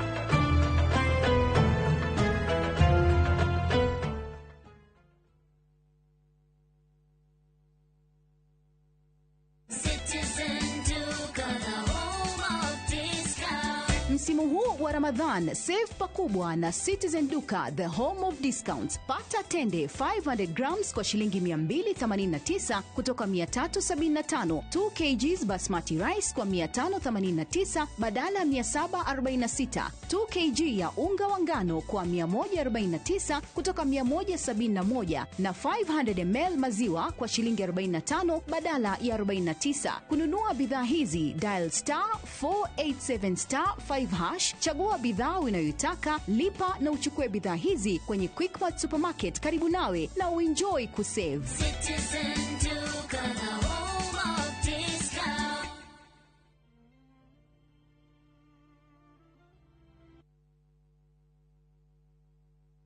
Dream ni kusotio rent, sindio? Dream ni kubustio biz ujitegeme. Na kama dream ni kubadilisha hiyo 20 shillings into 2 million, of course umekuja the right place. Jiomoshi na Shabiki JetX and nyakua a share of 2 million in cash. Ingia shabiki.com, launch JetX ya kwako, uwekelea as low as 20 shillings, skuma jet yako to the highest multiplier, cash out before it flies away, na ushinde mamili in seconds. Kumbuka, kuna 50k daily cash prizes for the highest multiplier, na ukihit the highest multiplier of the week, tunakujenga 250k mara hiyo hiyo. Jiomoshi na Shabiki JetX. Minadai wote twenda hivi tubeta. Not for persons under the age of 18. Authorized and regulated by BCLB 428.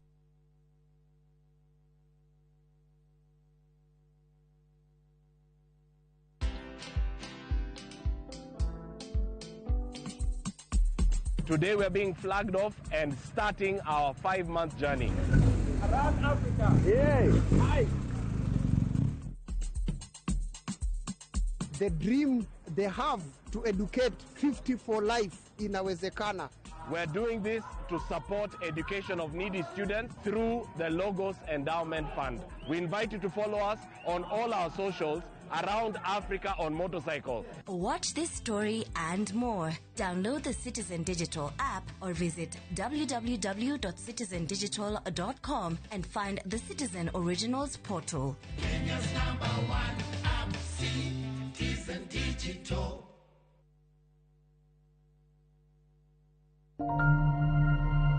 Our big dreams start small. And with every hand that lifts, every word that guides, these dreams grow, shaping futures, changing the world. To all the women, you are the wings that make our big dreams fly. Happy International Women's Month from Royal Media Services.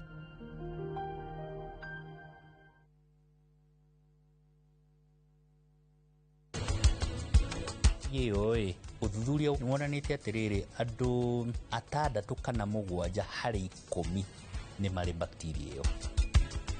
Kijari niĩ ndiraria nawe. No rĩu we nĩwe ndĩrarĩria. Aria. Ndĩrenda rĩu we wari. Aria wega. Mũthuri akaingĩra akauma agatiga hinga. Na mũtumia ndaingĩra. Ndangĩingĩra erirwo ndakaige kũingĩra ona rita rĩmwe.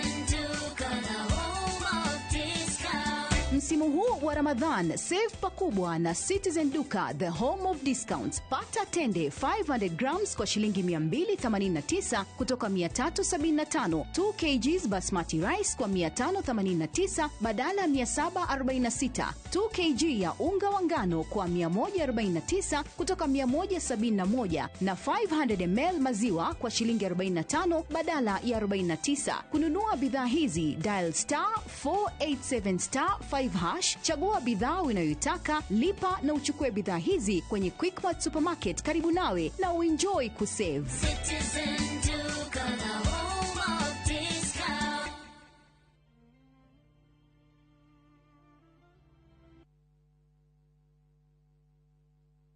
Europe awaits na View Travel. Join our 10-day European adventure from April 13th to 22nd, 2025. Explore Belgium, Czech Republic, France, Germany, and the Netherlands with tours in Prague, Amsterdam, and Paris.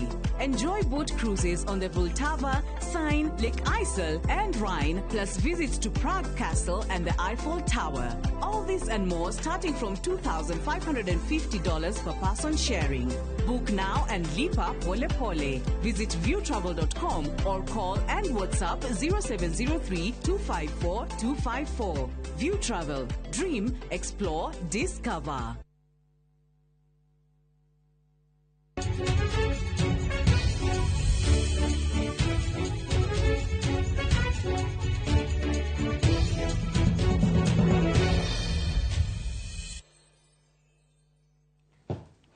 Gatho cia mwanya mwiroreri wa Inooro TV ni undu wa kunyitanira na ithui ithaa riri, na gatho cia mwanya ni undu wa we urathie na mbere na kunyitanira na ithui makiria ihinda-ini riri. Turathie na mbere na gukurehera umemerekia wa njira ya imwe kwa imwe riria andu aria marakorwo makienda gukorwo magituika kana mwikariri giti wa commission ya IEBC marathie na mbere na guthurimwo, na wa 10 guthurimwo na uria wakorwo ugithurimwo ndagika nini hituku ni Robert Asembo uria wakorwo akirikiriria gukorwo agitariria kamiti no niki kingituma ikorwo ikimwitikia kumuhe wigiririkia ucio wa gutongoria commission ya IEBC. Niwe wakorwo akirikiriria na ni akorwo agitungwo ni ciuria nditu, ciuria ciege wigiririkia wake, ciuria ciege gukorwo akionekana ta ari na mashira matiganite, ciuria ciegie uregenyuku wa mitugo iria ikoretwo igitumwo ni a Kenya aria moretio angikorwo kuri na mundu uri na gitumi gia kuonania ati akumu ndakoretwo agikinyanira gukorwo akiheo wira ucio wa chairman wa IEBC makorwo magituma mateta mao, na akumu ni akorwo agikorwo na ihinda iritu kugeria gutariria kana gukorwo akugeria kwiyeherania na mamwe ma mashira maria mamugumeire. Ni ameba kamiti no ni makorwo magitariria mashira matiganite, mashira megie uhuthiri moru wa besha cia muingi iria akorwo akiuga ati kuringana na iturwa iria ciothe anarugamirira akorwo na ciurio cio cia uhuthiri moru wa besha cia muingi ni agiri akorwo akimurikwo kana ni agiri arugamio mawira-ini maria anakorwo akiruta. Akumu uyu anakorwo na arugamirire mawira matiganite, na hamwe namo ni uhoro wigie gukorwo ari mwandiki mukaru wa timu ya mufira ya AFC Leopards kuma mwaka wa 2009 nginyagia mwaka wa 2011, na ninge no ari akorwo ari munini wa president wa ngwataniro ya kiama kia mufira wa maguru guku bururi-ini FKF kuma mwaka wa 2012 nginyagia na itena riu rigakorwo rigithira mwaka wa 2026, na hau hagokorwo ari munini wa president wa FKF niho akorwo akiuria ciuria ciege uhuthiri moru wa besha, ona gutuika ni maundu arauga matiagĩrĩirwo gũkorwo magĩtũma commission ĩno yage kũmũhe wĩra ũcio tondũ kũngĩgakinya atĩ macira macio nĩ meherio agagĩkorwo hihi akĩimĩtwo kĩhoto gĩake gĩa gũkorwo akĩruta wĩra ũcio. Ningĩ nĩ atarĩirie ũhoro wĩgiĩ mamwe ma maũndũ marĩa angĩtangĩkĩra na njĩra ya hinahi angĩkorwo nĩ egũkĩheo wĩra ũcio wa gũtuĩka chairman, na nĩ arĩrĩirie ũhoro wĩgiĩ wĩyandĩkithia wa aikia a kura, nĩ arĩrĩirie ũhoro wĩgiĩ gũkorwo agĩtheria register ya aikia a kura, nĩ arĩrĩirie ũhoro wĩgiĩ gũtigĩrĩra atĩ ũhoro wĩgiĩ ũgayania wa mĩhaka nĩ wacokerwo ta ũrĩa kwagĩrĩirwo gĩkatiba. No mbere ya akumu, mbere yo Lilian Wanjiku nĩ egwĩkinyĩtie mbere ya kamĩtĩ ĩno, onake arĩ gatagatĩ ka atumia atatũ arĩa maranyotera mweke ũcio wa gũtuĩka chairman wa commission ya IEBC, na kwa ihinda rĩrĩ twambe tũthikĩrĩrie mamwe ma marĩa auma namo makuga. One of the biggest challenges we have is that commissioners run away from Kenyans at their time of need. That is what we have been experiencing as the people of Kenya. So that is likely to be a challenge even in the next general election. So as a legal practitioner, I would ensure that there are legal provisions, or the law is amended to ensure that there are very stringent penalties for any commissioners who has gone through this interview process, being appointed, and then decides, I'm going to take my salary up to 2026 or just before the results are read, then I'm running away. So I would ensure that we have a law where if a commissioner does not agree the process, there is a process through which they can seek to leave by ensuring that they write down why they are in disagreement, just like the Supreme Court does. There is always the dissenting parties in the Supreme Court. So that is what I would suggest in addition to the law. But if at the time where, because the presidential elections are the ones that are usually so disputed, at the time when that arises, then every commissioner should write down their reason for dissenting, and they should read it to the public before the results are presented. The other challenge has always been the digital system. While in the process of preparing the Digital Health Act and regulations, I learned just a few issues about what a digital system should have. It should be able to authenticate, it should be able to authorize and account.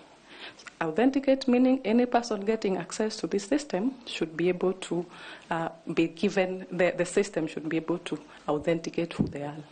Then authorize that person to specific parts of the system, and then account for every person who has been able to get in and out of this system.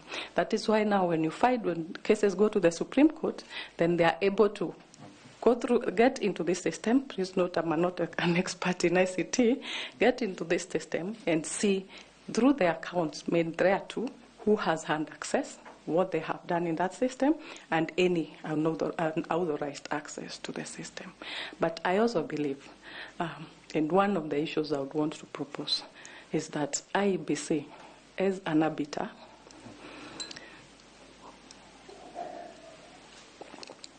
and a Constitution Commission, should not be a respondent in petitions. Because the minute you make IEBC a respondent, what happens is they work together with the winning party to be able to win the case. Because all of us are participants. We have all been sued. But if you make the IEBC more like a friend of the court, not in that manner, but in the manner that they are required within specific timelines, when there is a petition filed in Kiambu, then IEBC is required to provide the evidence and the information without being a party to that suit. Then you give a chance for the courts to get all that information and be able to give a judgment that corresponds with the needs of that particular petition. ucio ni Lilian Wanjiku uria ugukoretwo wekinyia mbere ya kamiti ino iria iri na wigiriki wa guthurania megukorwo makihuria commission njeru ya IEBC na wamuthia gukorwo agithurimwo muthenya wa umuthi ni Simiyu Wasilwa uria ugukorwo agithurimwo mathaini ma miaraho. Ririkana kamiti ino ya memba kenda niyo iri na wigiriki wa gukorwo igiteithiriria bururi kuihuria mathenya maria mariho kana kumba weru commission ya IEBC na commission ino yatigirwo utheri thutha wa mwaka muhituku kana mwaka wa 2023 itena ria utungata ria uria urari chairman na uria urahurukire wa Chebukati na udumwe na Abdi Gulie na Boya Molu ihinda ria uria utungata ria kinyire muthia mwaka wa 2023 Juliana Cherera Justus Nyang'aya na udumwe na Francis Waderi nao magitiga wira odo na ke Irene Masit agikorwo agitigithio wira thutha wake kuonekana na mahitia thutha wa kamiti ya mwanya iria yobeto gukorwo ikiuga ati ni amona na mahitia na dagiriro guthie na mbere na gutungata thiini wa commission iyo. Nituguthie na mbere na gukumenyithia maundu maya ta uria marahanika no kwa ihinda riri reke twambe tukumenyithie mamwe ma mohoro maria tukuhaririirie na tukiambiriria ni ati waki wa barabara ya Mau na iria inyitithanitie county inya cia gitaru gia gatagati ni ucokereirie thutha wa kurugama kwa ihinda. Gicigo-ini kia ubunge gia Kangema arami ya Kirure na Karurumo riu ni kinyete kanyanya-ini kuria muingi utariirie gikeno kiao. Victor Kinothia ni acerete mwena ucio na kuhunduka na riboti ino. Waki wa barabara ya Mau na iria nyitithanitie kaunti inya cia gitaru gia gatagati wa bururi warugamite kwa ihinda no indi riu ni ucokereirie. Barabara ino ni tukenetie muno ni gukorwo maundu magithie guo bururi ni urathie na mbere aciari aitu makuhota kumiria macani mao barabara makuhota nginya guthie thabari ciao wega. Gicigo-ini kia ubunge gia Kangema muingi no kuraha kuona thina uria marari naguo riu ni ukinyete muthia amu kuma mwena wa Kirure riu ni kinyete kanyanya-ini. Tukeneto muno ni undu wa bara ino rathie na mbere gwakwa tondu aciari aitu mari na thina muno agutwara macani kundu kuraihu na tutaha kianda matingiatwaririo ni undu wa ngari kwaura feno tingiagerekire. Tabarira eno eturite mieke ya mawira kuri athuri atumia na nginya na kiaria maugite tiga nio mangituire micii. Tiga ni wiro andu ingi mangiri aido no thirikari twamcokeria ngatho ni gutwe nafasi tondu ni raheana kianini makahota kwionera mugate o muthenya. Kuma riria ndandikirwo ri ni rukumite guku na ngahota gusevu na ngagura tuindo twakwa kuringana na mucara uria nyonaga. Ona kuri uguo muingi uritie President William Ruto atigirire tabarira eno ni yarika amwe kugacirithia wonjoria na kuhuthia mithiire ya ikaria kaunti ici ciothe. Hotage gutwara macani kuria Jafine tondu Jafine gutikire macani ngaoka na waru na minji koguo barabara eno ni gututeithia wega muno. Ona macani maitu ni mekugia na import njega tondu barabara yathie yagira noguo macani maitu mekugurwo wega noguo ngari cikwambata itekunywa maguta maingi. Wona barabara eno ya Mau yarika ikuhingura matura maria mothe tuikaneirie na to kuhingura tu ende ni kunyitithania kaunti ithano iria tuikaneirie cia gitaru gia gatagati wa bururi. Kiribotera Inooro TV kuma Kirure Kangema kaunti ya Murang'a, ritwa riakwa ni Victor Kinothia. Thegio Victor ni undu wa riboti iyo na tugithie na mbere ngwataniro ya arutani a secondary KUPPET yugite ni iratafania mogaruruku gatiba-ini yao niguo gutigirira arutani a junior school aria mandikitwo ni thirikari ni mandikithio ngwataniro-ini ino. Arutani aya meregereire ni makaheo iturwa cia utongoria ngwataniro-ini ino orire macakaite makiuga amwe ao ni marathutukanio mari wira-ini. Arutani 86 nio mandikitwo ni thirikari niguo kuhura njeki mathomo ma CBC. There has been a lot of misconception out there that JSS teachers have been forced to join KUPPET. I want to be very clear that JSS teachers belong to KUPPET because by appointment They are post-primary teachers. And the Constitution of Kenya recognizes 3 categories of schools. One is a pre-primary, another one is primary, and another one is secondary. So when they are called junior secondary, whether they are domiciled in primary or secondary, they are members of the post-primary institutions. We have also brought to the attention to the leadership of KUPPET the cases being reported in our schools, the junior schools, of our teachers being harassed. One in Nyamira, you covered it, was beaten by the head teacher. Another one in Turkana was beaten by the head teacher. We have a case also which we have received here in Nairobi of verbal abuse. So we are saying probably most of us are young, we agree. And young people are prone to make mistakes, we agree. But if any of our teachers make a mistake, there are rules and guidelines to correct them. Tugithie na mbere ni ati aruti wira a thirikari ni matogetwo igutha thutha wa thirikari kwanirira ati matigukorwo makiheo nyongerera ya mishara ica ikuhi kurumirira mahinda maritu maria bururi uragerera kiwonjoria. Kuringana na commission ya uruti wira wa muingi ya PSC, moritu maya ma kiwonjoria magomeire mabururi maingi thiini wa thi, na thirikari ihokaga wongerereku wa besha iria yonganagia cire magoti kuongerera aruti wira ayo mishara, no riu magoti macio mari othi.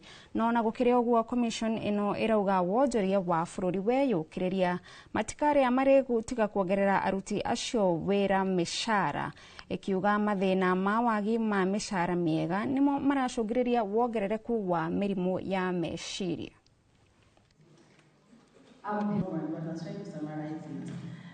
I'm Lilia Nakumu from the Office of the Editor General.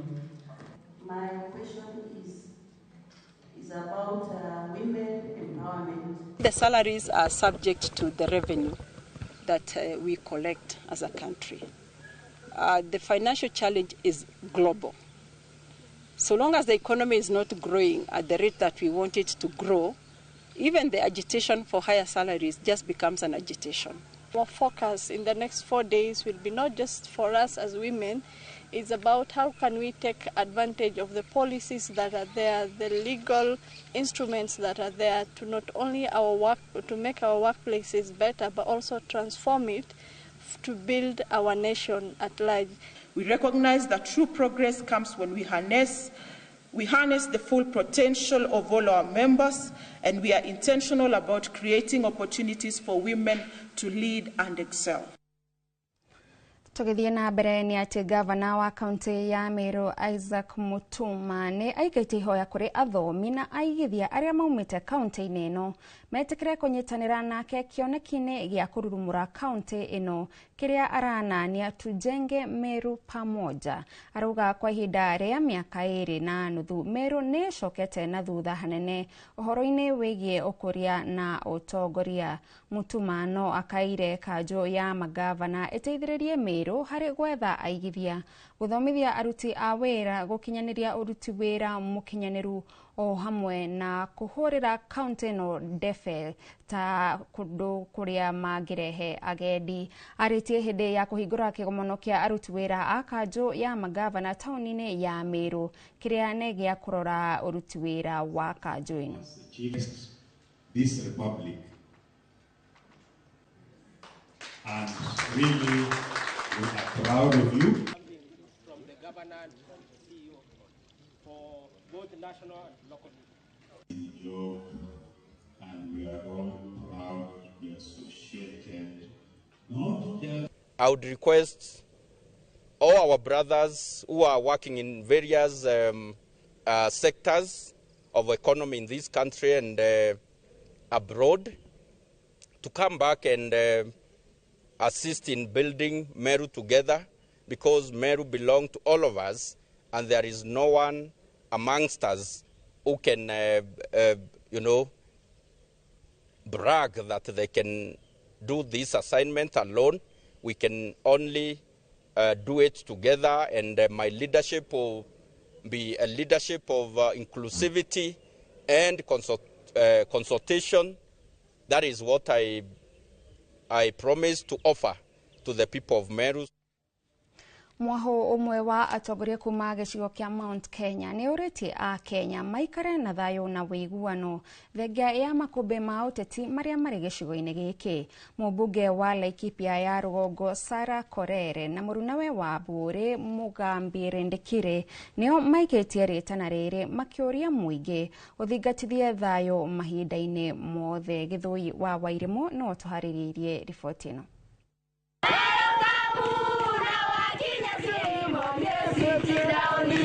Makiaria hindi ya kuhingura wabici thukuru-ini wa secondary wa Sirimon Laikipia ya Rugongo, atongoria ya moritie muingi kurimagira thayo na uiguano hindi ciothe ni amu gicigo giki giikaragwo ni nduriri ciothe. Sasa wakati tunalimwangwa huko, sisi ndio tunakosa kulala, sisi ndio tunapiga nduru. Saila wale jamaa wanatoka Mgogodo Forest na wanatulima, nani analima Nyeri?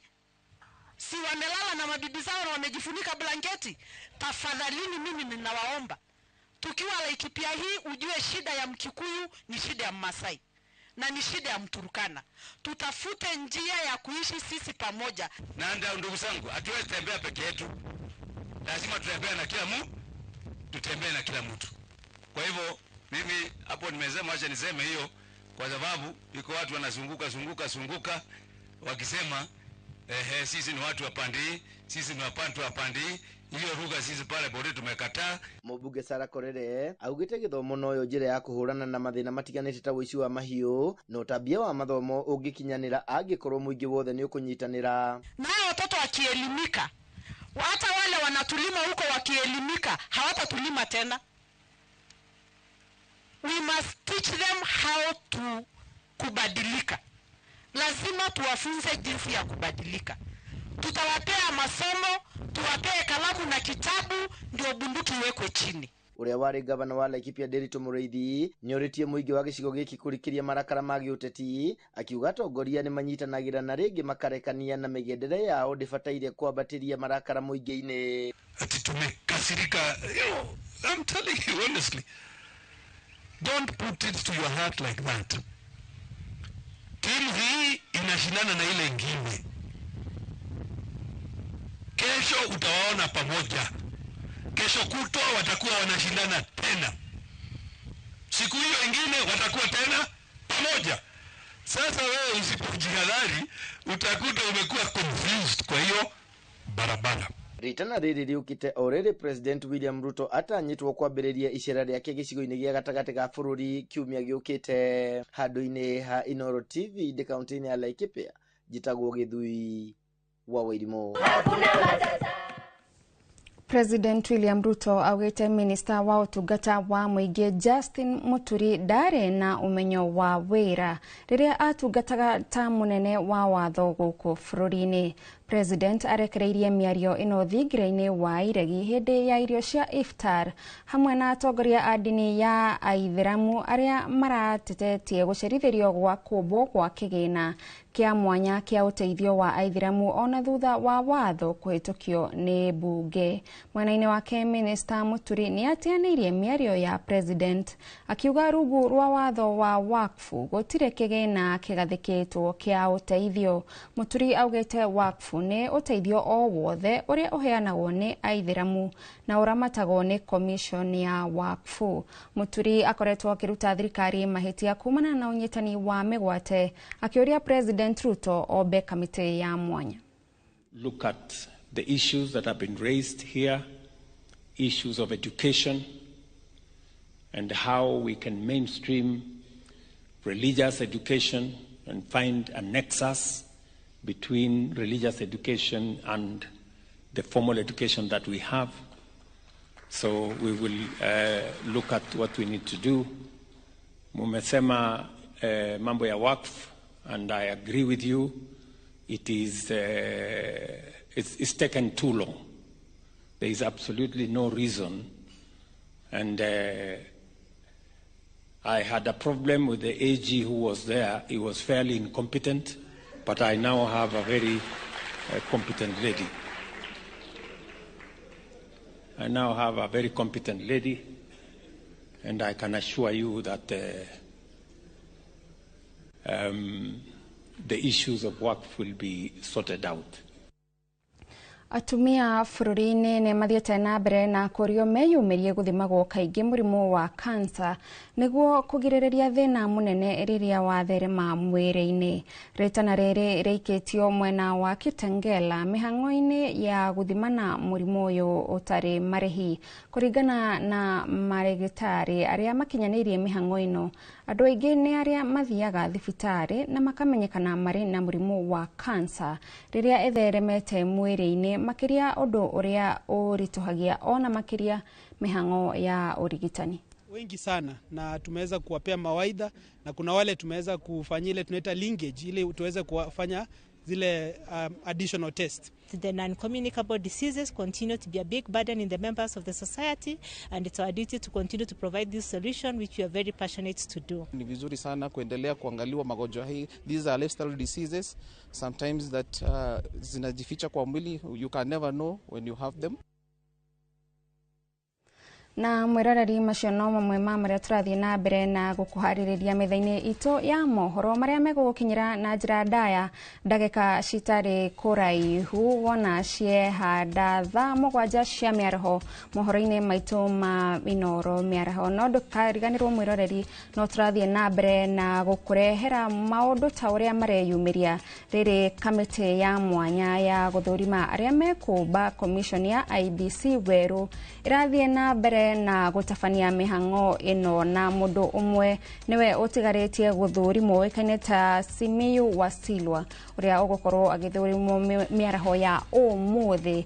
Na ndũkariganĩrwo mwĩroreri atĩ no onake no tũgũkũrehera ũmemerekia ũyũ na njĩra ya ĩmwe kwa ĩmwe. Kamĩtĩ ĩno ĩrĩ na ihinda rĩa thikũ 90 ĩkorwo ĩhete bũrũri commission njerũ ya IEBC, no ĩtarĩirie atĩ nĩ gũkorwo ĩkĩgeria o ũrĩa kwahotekeka gũkorwo ĩkĩheana kana gũkorwo ĩkĩrĩkĩrĩria kũmba commission ya IEBC werũ ihinda-inĩ rĩa thikũ 85. Mĩhang'o ĩno ĩkoretwo ĩkururĩtie kwa ihinda rĩa mĩaka 3, ũndũ ũrĩa ũtũmĩte maũndũ matiganĩte marĩa magĩrĩirwo gũkinyanĩrio nĩ commission ya IEBC gũkorwo matigĩtwo na thutha. Kũrĩ na icigo imwe cia ubunge citarĩ na ambunge, kũrĩ na icigo imwe kana ward imwe citarĩ na ma MCA, kũrĩ na andũ mũtaratara wa kwandĩkithio kwa aikia a kura wagĩrĩirwo gũkorwo ũgĩthiĩ na mbere, na nĩ maũndũ maingĩ marĩa arĩa marathũrimwo marauga nĩ maũndũ magĩrĩirwo gũkorwo magĩteithĩrĩria gũkinyanĩria wona maheo wĩra ũcio. Kwa ihinda rĩrĩ twambe twĩkĩrie na ũndũ gathenge mĩtambo-inĩ wona cihanda thaa 7 cia mĩaraho. Mohoro ma Inooro mĩaraho nĩ megũkorwo magĩgũkinyĩra na wawerũ wa Nyambura. Niĩ njĩtagwo Gathoni wa Njihia, kĩa na mĩaraho mĩega.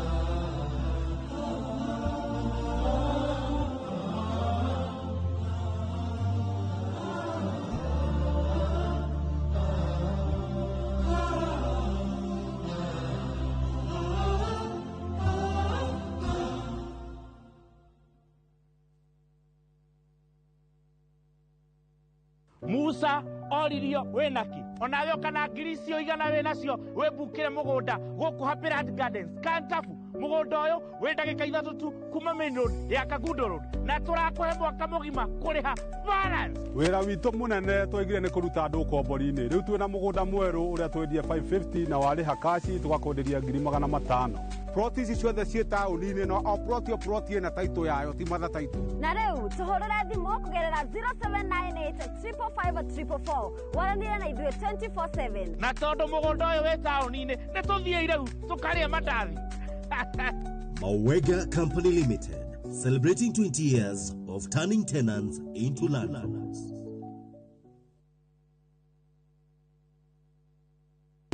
Wakana tariki 27 mweri uyu mwaka uyu nyitanira na Fegi ya Family magikungwira miaka 40 ya utungata wao. Fegi ya Family ikoretwo ikiheana motungata mekuranire ma Fegi kuri andu kiumbe, mabiacara na ndurire itiganite guku bururi-ini. Wirorera ikinya riri ria mwanya rugendo-ini rwa utungata na wiruteri wikuranire ni kana gaka tariki 27 kwambiriria thaa 3:50 cia utuku o guku kwa Inooro TV.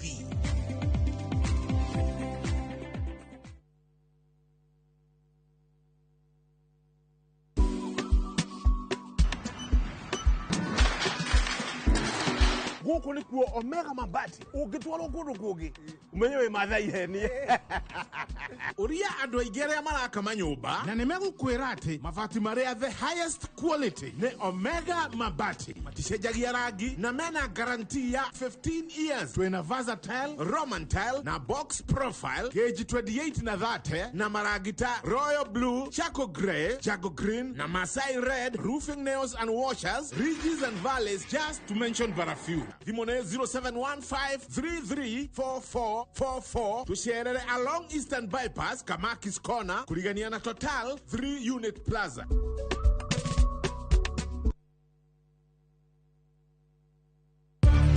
Organics, maguta maria matheretie makiri ma ngothi kumana na thundo, munyegerera, dark spot, ona mathina mange ma njuĩrĩ ta kwaga gukura. Riu ni makinyete Mwea Kirinyaga County, MTC Building first floor, kung'ethera Nice Digital City. Nakuo Eldoret ni Quickmart first floor. Shera duka-inĩ ici kana ũhũre thimũ. Nairobi marĩ Ospa Mall first floor shop F12 na Naikuru ni Baraka Plaza first floor shop F2. Ni ũndũ wa ũhoro makĩria hũra thimũ 0769507696 kana 0740157504. Fetch Organics ukatũthondeke ngothi.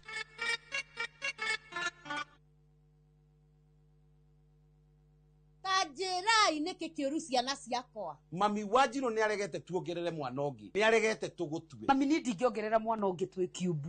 Ukwenda atia mwana wakwa agurire na njakire wakiigua moriu na toburoti oyothe mami ndirenda kwa Amco Properties Limited ukangutware. Karibuni Amco. Asante.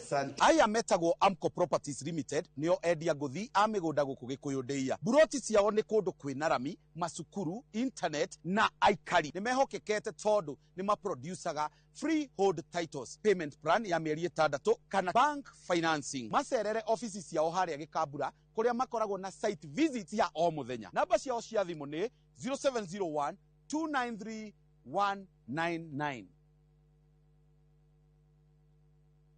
Ni urenda kugita nyumba yaku na mabati ma gutura na ma uthaka wa kiriu.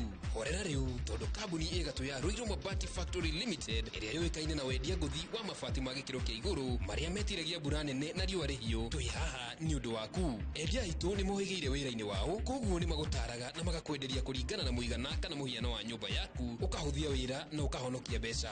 Wicagurire kuma kwi mithemba ngurani ta Jenga tile, Europe tile, box profile na mangi maingi. Oho ni monekaga na marangi ngurani na tugakurehera nginya o gwaku murango-ini gwa kahinda ka mathaa 24 tu. Tucerere Ruiru Town kana utuhurire thimu namba 0111050700. Ruiru Mabati Factory, mali safi kwa bei poa.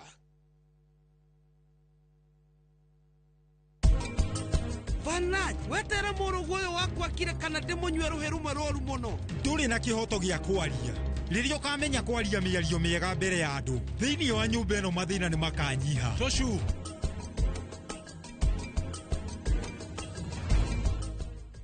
Mũrĩmi ndũgathĩnio nĩ ria mũthemba o wothe nĩ gũkorwo kambuni ya Kenagro nĩ kũreheire ndawa mũthemba wa Kausha ya gĩkĩro kĩa igũrũ na ya kũmia ria. Kausha kuma Kenagro Suppliers Limited.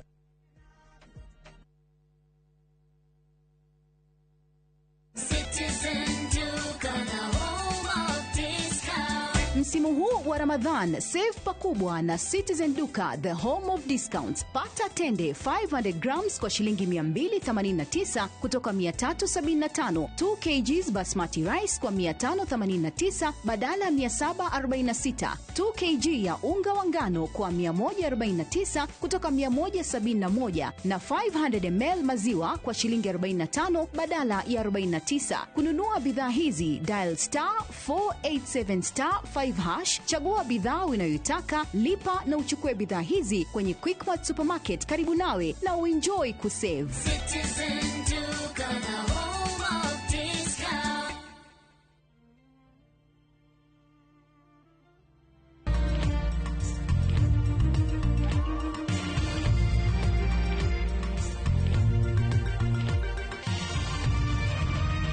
Ino ni shesheni ya Inooro TV.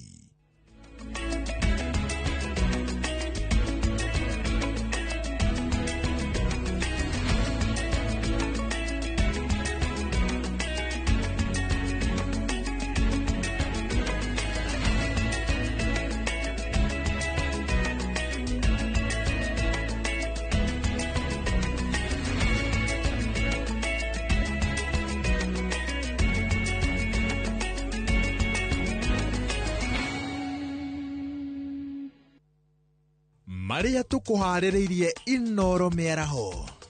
I had a problem with the AG who was there. He was fairly incompetent, but I now have a very competent lady. President Ruto kuga Minister Justin Muturi ndohegereire wira-ini riria ari munene wa watho. Mwaho atongoria kuma gicigo kia Mount Kenya kuria aikari mahorerie uteti.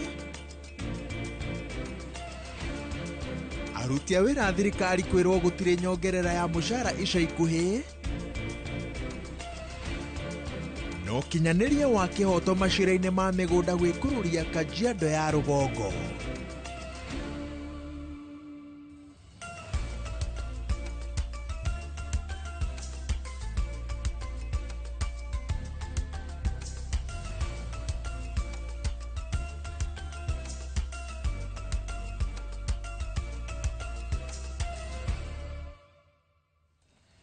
Kuma gathanjĩ nginya mathanjĩ, kahiga-inĩ nginya mahiga-inĩ na harĩa hothe ũramũkĩra ũmemerekia wa Inooro TV. Maya nĩ mohoro ma Inooro mĩaraho ũmũthĩ arĩ tarĩki 26 mweri wa gatatũ mwaka wa 2025. Nĩ gatatũ ka mũico ka mwaka wa 2023 ka mũico ka mweri wa gatatũ mwaka wa 2025. Ngatho cia mwanya nĩ gwĩtĩkĩra kũnyitanĩra na ithuĩ. Maya nimo mohoro njĩtagwo wa werũ wa Nyambura.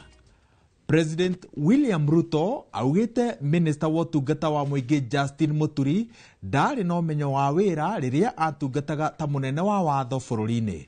President arekereirie mĩario ĩno thingira-inĩ wa iregi hĩndĩ ya irio cia iftar na atongoria a ndini ya Ũithĩramu arĩa maratetetie gũcerithĩrio gwa kũmbwo gwa kĩgĩna kĩa mwanya kĩa ũteithio wa Aithĩramu ona thutha wa watho kũhĩtũkio nĩ mbunge. Mwena-inĩ wake Minister Muturi nĩ ateanĩirie mĩario ya President akiuga rungu rwa watho wa wakfu gũtirĩ kĩgĩna kĩgathĩkĩtwo gĩa ũteithio. Muturi akiuga atĩ wakfu nĩ ũteithio o wothe ũrĩa ũheanagwo nĩ Aithĩramu na ũramatagwo nĩ commission ya wakfu.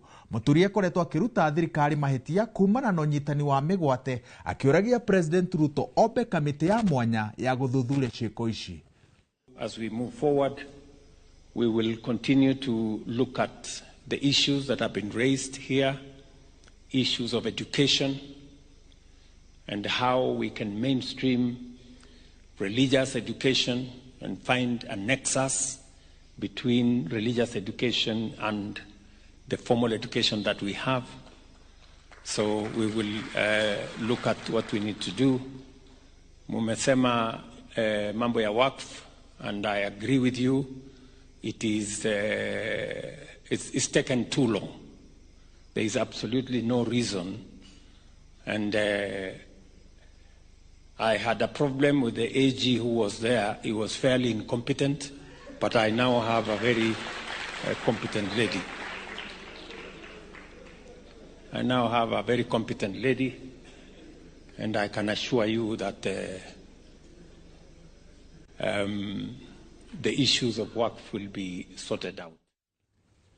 Na rũcinĩ rũrũ kũrokire njokanĩrio hiũ ya mĩario gatagati ka maũndũ marĩa mothe president araririe na marĩa rĩu macoketio nĩ Minister Justin Muturi, na riboti ĩyo na njĩra ndikĩru ũraharĩrĩirio nĩ Mwangi wa Maina na ũgũkinyĩra mohoro-inĩ marĩa mararũmĩrĩra. Tũgĩthiĩ na mbere, governor wa tene wa kaunti ya Kiambu Ferdinand Waititu nĩ egũthiĩ na mbere na gũikara njera kwa ihinda nginya mweri ũkĩte thutha wa igoti rĩa Milimani kwaga kũmũrekereria na mbĩrũ.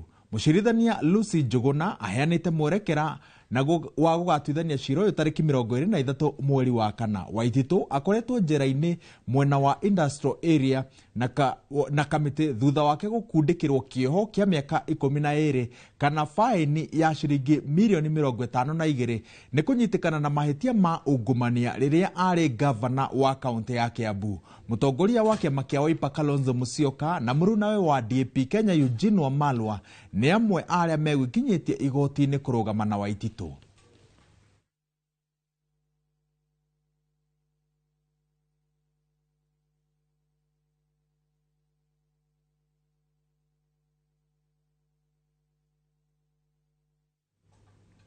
Tũgĩthiĩ na mbere, mĩhang'o ya gũthũrima arĩa maranyotera gĩturwa kĩa mũikarĩri gĩtĩ wa commission ya ithurano na mĩhaka ĩrĩa ĩratirihwo ũmũthĩ nĩguo ũthũrimi wa commissioner wambĩrĩrie. Arĩa marĩkĩtie gũthũrimwo mũthenya wa ũmũthĩ nĩ Lilian Wanjiku na Robert Asembo. Saul Simiu nĩwe egũkorwo arĩ wa mũico gũthũrimwo ikereka-inĩ rĩrĩ. One of the biggest challenges we have is that commissioners run away from Kenyans at their time of need. That is what we have been experiencing as the people of Kenya. So that is likely to be a challenge even in the next general election. So as a legal practitioner, I would ensure that there are legal provisions or the law is amended to ensure that there are very stringent penalties for any commissioners who has gone through this interview process, being appointed, and then decides I'm going to take my salary up to 2026 or just before the results are read, then I'm running away. So I would ensure that we have a law where if a commissioner does not agree with the process, there's a process through which they can seek to leave by ensuring that they write down why they're in disagreement. Just like the Supreme Court does, there's always the dissenting parties in the Supreme Court. So that is what I would suggest in addition to the law, that if at the time where, because the presidential elections are the ones that are usually so disputed, at the time when that arises, then every commissioner should write down their reason for dissenting and they should read it to the public before the results are presented. The other challenge has always been the digital system. While in the process of preparing the Digital Health Act and regulations, I learned just a few issues about what a digital system should have. It should be able to authenticate, it should be able to authorize and account. Authenticate meaning any person getting access to this system should be able to be given, the system should be able to authenticate who they are.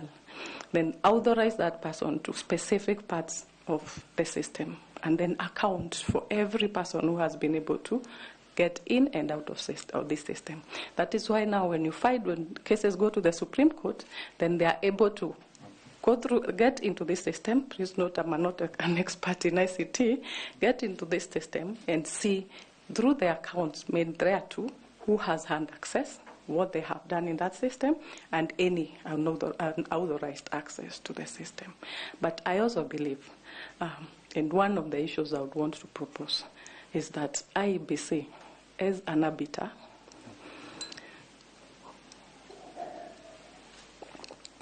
and a Constitution Commission, should not be a respondent in petitions. Because the minute you make IEBC a respondent, What happens is they work together with the winning party to be able to win the case, because all of us are participants. We have all been sued.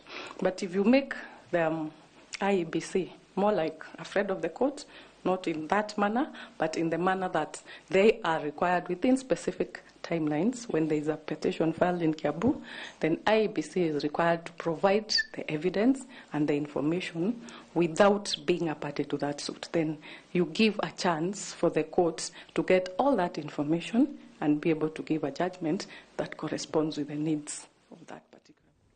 Nake wakiri Robert Asembo niangetheirwo na njira nene ni amemba kamite ya gwetha muikariri giti wa commission ya IEBC riria egwikinyitie mbere yao akiendwo ataririe gitumi gia gukorwo na mashira kiheri mamungetheire magoti-ini. Amemba kamite yo mamutemanirie marua maria mamukirite kuma kuri muingi ugitetia uruti wake wa wira na gutetia mitugo yake. Kamite yo ikienda ataririe uria angituika muikariri giti wa IEBC ari na maroro maya. It does appear that this panel is forced to make a decision not based on the presentation you have made, but on the presentations that we have received in terms of memoranda, which either you have declined, that you are unaware, you have said you have a conviction and you are waiting for an appeal. I don't know whether there's a stay or not on that matter. There are Kenyans who are complaining that you have not paid them their monies. So if we were to make this decision, don't you think that we would be in gross violation as a panel of Chapter 6 of the Kenyan Constitution? I do not think so, Chair, because there are allegations that need to be convincing, and also I am controverting. So you have to be fair to both my accusers and me also. I think you are a fair panel. You consider also me the accused. Okay. Yes, Carol. Chair, allow me just one more issue on this issue of the warrant of arrest that has been issued against you. It was issued on the 4th day of April 2023. I don't know if it's a civil warrant of arrest in a civil date. What is the status on this matter? Have you settled the decreto amount? Which case with the particulars?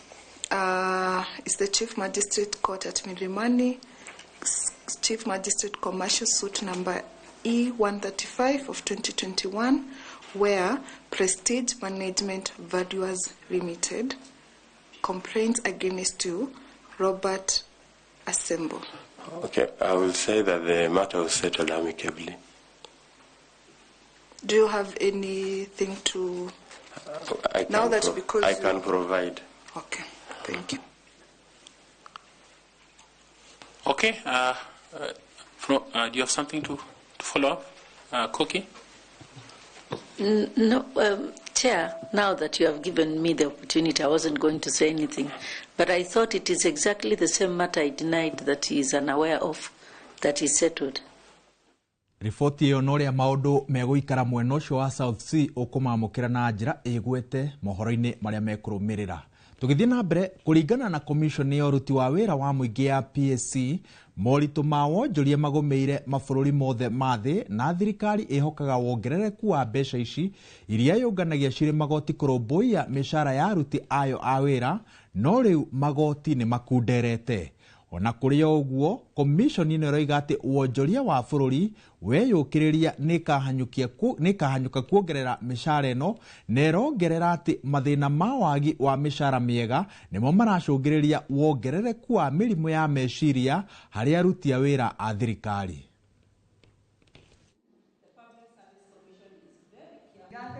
We are happy to have you. Thank you very much for joining us, and of course our executive director.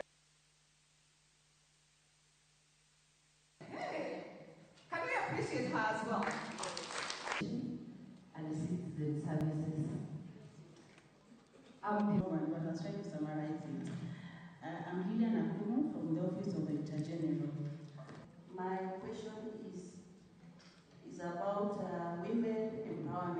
The salaries are subject to the revenue that we collect as a country. The financial challenge is global.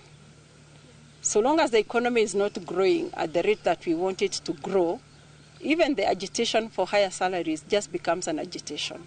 Our focus in the next 4 days will be not just for us as women, it's about how can we take advantage of the policies that are there, the legal instruments that are there to not only to make our workplaces better, but also transform it to build our nation at large.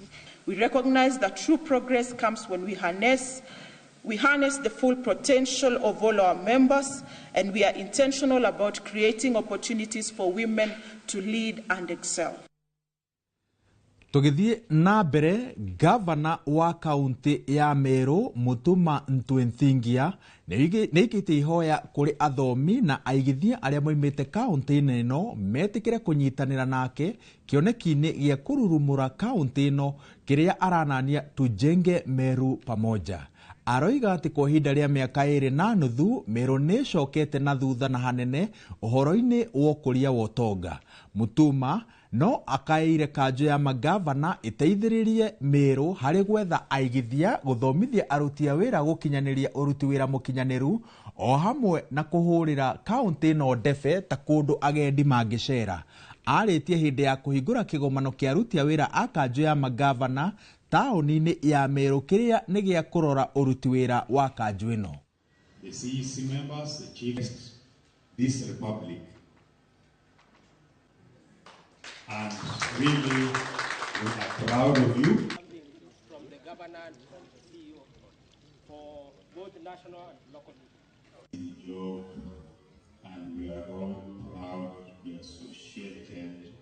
Not just I would request all our brothers who are working in various sectors of economy in this country and abroad to come back and assist in building Meru together, because Meru belongs to all of us and there is no one amongst us who can,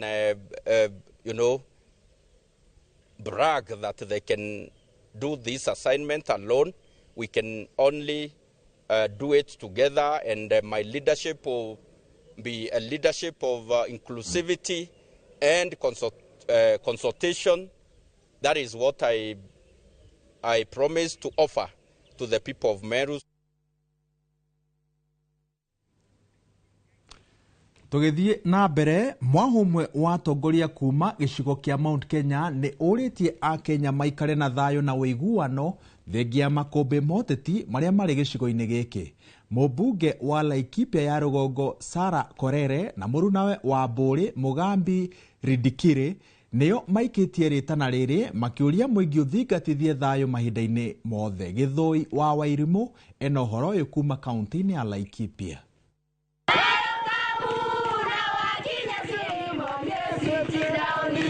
Makiaria hindi ya kuhingura wabici thukuru-ini wa sekondari wa Sirimon Laikipia ya Rugongo, atongoria ya moritie muingi kurimagira thayo na uiguano hindi ciothe ni amu gicigo giki giikaragwo ni nduriri ciothe. Sasa wakati tunalimwangwa huko, sisi ndio tunakosa kulala, sisi ndio tunapiga nduru. Saila wale jamaa wanatoka Mgogodo Forest na wanatulima, nani analima Nyeri? Si wamelala na mabibi zao na wamejifunika blanketi? Tafadhalini, mimi ninawaomba, tukiwa Laikipia hii ujue shida ya Mkikuyu ni shida ya Mmasai na ni shida ya Mturukana. Tutafute njia ya kuishi sisi pamoja. Na ndugu zangu, hatuwezi tembea peke yetu. Lazima tutembee na kila mtu. Tutembee na kila mtu. Kwa hivyo mimi hapo nimesema, acha niseme hiyo, kwa sababu yuko watu wanazunguka wakisema sisi ni watu wa pandi, sisi ni watu wa pandi. Hiyo ruga sisi pale bodi tumekataa. Mubunge Sara Korere augite githomo noyo njira ya kuhurana na mathina matiganite ta wici wa mahiu no tabia wa mathomo ungikinyanira angikorwo muingi wothe ni ukunyitanira. Nao watoto wakielimika, hata wale wanatulima huko wakielimika, hawatatulima tena. We must teach them how to kubadilika. Lazima tuwafunze jinsi ya kubadilika. Tutawapea masomo, tuwapee kalamu na kitabu, ndio bunduki iwekwe chini. uria wari gavana wa Laikipia Nderitu Muriithi nyoritie muingi wa gicigo giki kurikiria marakara ma giuteti akiuga atongoria ni manyitanagira na ringi makarekania na migendere yao ndibataire kwambatiria marakara muingi-ini. Ati tumekasirika, I'm telling you honestly, don't put it to your heart like that. Timu hii inashindana na ile ingine. Kesho utawaona pamoja. Kesho kutwa watakuwa wanashindana tena. Siku hiyo ingine watakuwa tena pamoja. Sasa wewe usipojihadhari utakuta umekuwa confused kwa hiyo barabara. Ritana riri riukite already President William Ruto atanyitwo kwambiriria icera riake gicigo-ini gia gatagati ga bururi kiumia giukite. Handu-ini ha Inooro TV de county ya Laikipia jitagwo Githui wa Wairimu. Riboti iyo ya Githui wa Wairimu iratukinyiria thaa 7:20 guku kwa Inooro TV. Tukwamba guikiria ndugathie haraya ona twacokereria twina mange maingi.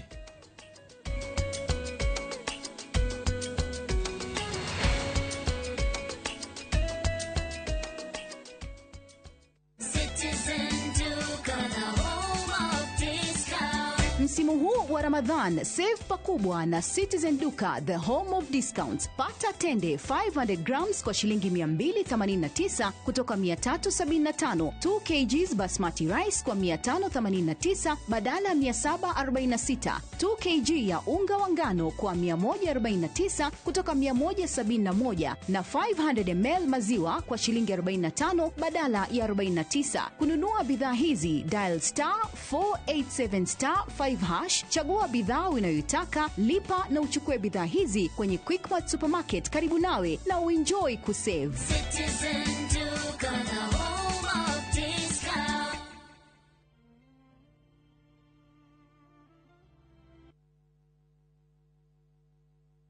Imarolands Limited, kabuni etogoreti hari oheani wa title. Reu makureheire Prestige Gardens Masinga Matu. Dakika 15 umita tauni ya Matu. Goko ne gated community. Ne koirige, kwina maina vitima. Neighbors mekuo na kurigisherio ne dhoko. Mashukuru na dhivitari. 50 by 100 cash offer ne kuma 199,000. Jumamothi mweri idhano April. We mwetere mega open day. Horadhimo 0717-444-333. Kanam 0729-333-331. Imarolands, shamba kwa wote, title kwa wote.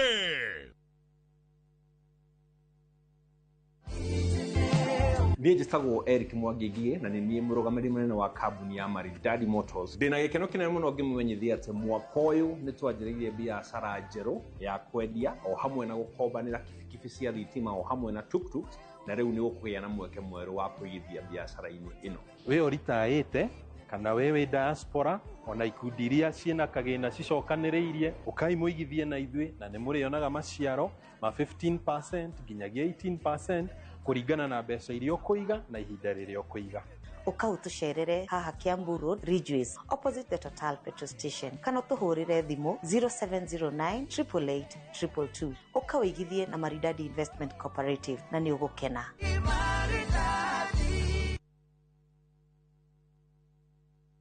Marubani wanashinda pesa 50 in seconds on aviateshabiki.com. Naitwa Elijo Dhiambakumu toka sehemu ya Migori. Kazi yenye nafanya ni kazi ya kupaka rangi. Sabiki nimejua wakati niliona kwa TV. Sasa vile niliona watu wakiendelea kushinda, nami pia nikakuwa na hiyo interest ya kucheza.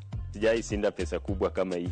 Hii pesa kidogo nitafanyia biashara na kidogo naweza fanyia kazi ya kulima, kwa sababu kule nyumbani sana sana tunafanya kazi ya kilimo. Mtu asikufe moyo, acheze tu, labda kesho itakuwa yeye. Win millions in seconds. Cheza aviateshabiki.com. Not for persons under the age of 18.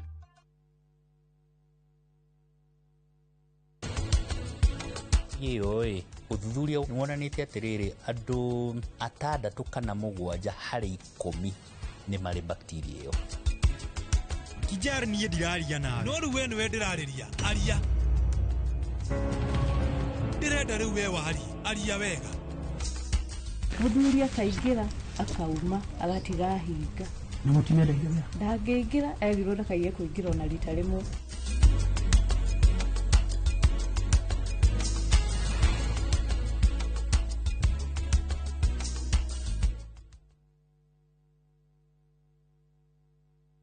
Join us for an unforgettable journey to the world's largest trade fair, the Canton Fair in Guangzhou, China, from 15th to 27th April. Explore thousands of products, meet global suppliers, and experience China's rich culture. Enjoy guided tours, shopping, and local experiences, all while discovering new business opportunities. Enjoy this and more in 9 nights and 10 days, starting from $2,450 per person sharing. Visit viewtravel.com or call and WhatsApp 0703 254 254. View Travel. Dream, explore, discover.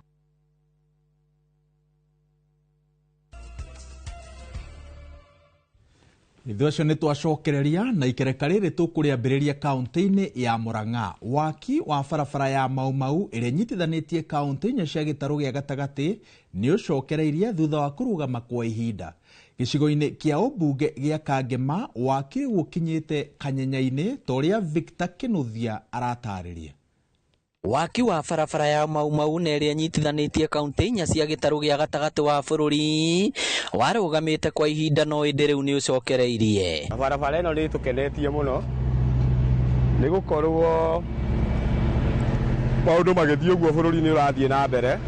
Aciari aitũ makũhota kumĩria macani mao barabara, makũhota nginya gũthiĩ thabarĩ ciao wega. Gĩcigo-inĩ kĩa ũmbunge gĩa Kangema mũingĩ no kũraha kuona thĩna ũrĩa mararĩ naguo rĩu nĩ ũkinyĩte mũthia, amu kuma mwena wa Kĩrure rĩu nĩ ikinyĩte kanyanya-inĩ. Tũkenetwo mũno nĩ ũndũ wa bara ĩno rathiĩ na mbere gwakwo, tondũ aciari aitũ marĩ na thĩna mũno wa gũtwara macani kũndũ kũraihu na tũtehaga kĩanda, matingĩatwarire nĩ ũndũ wa ngari kwaura. Feno tigiagerekire. Tabarĩra ĩno ĩturĩte mĩeke ya mawĩra kũrĩ athuri, atumia na nginya anake arĩa maugĩte tiga nĩo mangĩtũire mĩciĩ. Tiga nĩ wĩra ũyũ andũ aingĩ mangĩrĩ aido, no thirikari twamĩcokeria ngatho nĩ gũtũhe nafasi tondũ nĩ ĩraheana kĩanini makahota kwĩyonera mũgate o mũthenya. Kuma rĩrĩa ndandĩkirwo rĩ nĩ rũkũmĩte gũkũ na ngahota gũsave na ngagũra tũindo twakwa kũringana na mũcara ũrĩa nyonaga.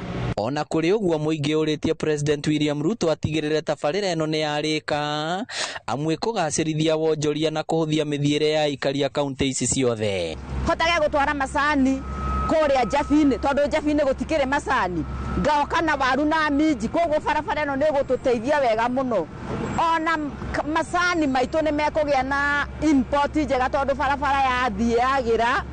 Noguo macani maitũ mekũgũrwo wega, noguo ngari cikwambata itekũnyua maguta maingĩ. Wona barabara ĩno ya Maumau yarĩka ĩkũhingũra matũra marĩa mothe tuĩkanĩirie, na to kũhingũra tu ĩndĩ nĩ kũnyitithania kaunti 5 iria tuĩkanĩirie cia gĩtarũ gĩa gatagatĩ wa bũrũri.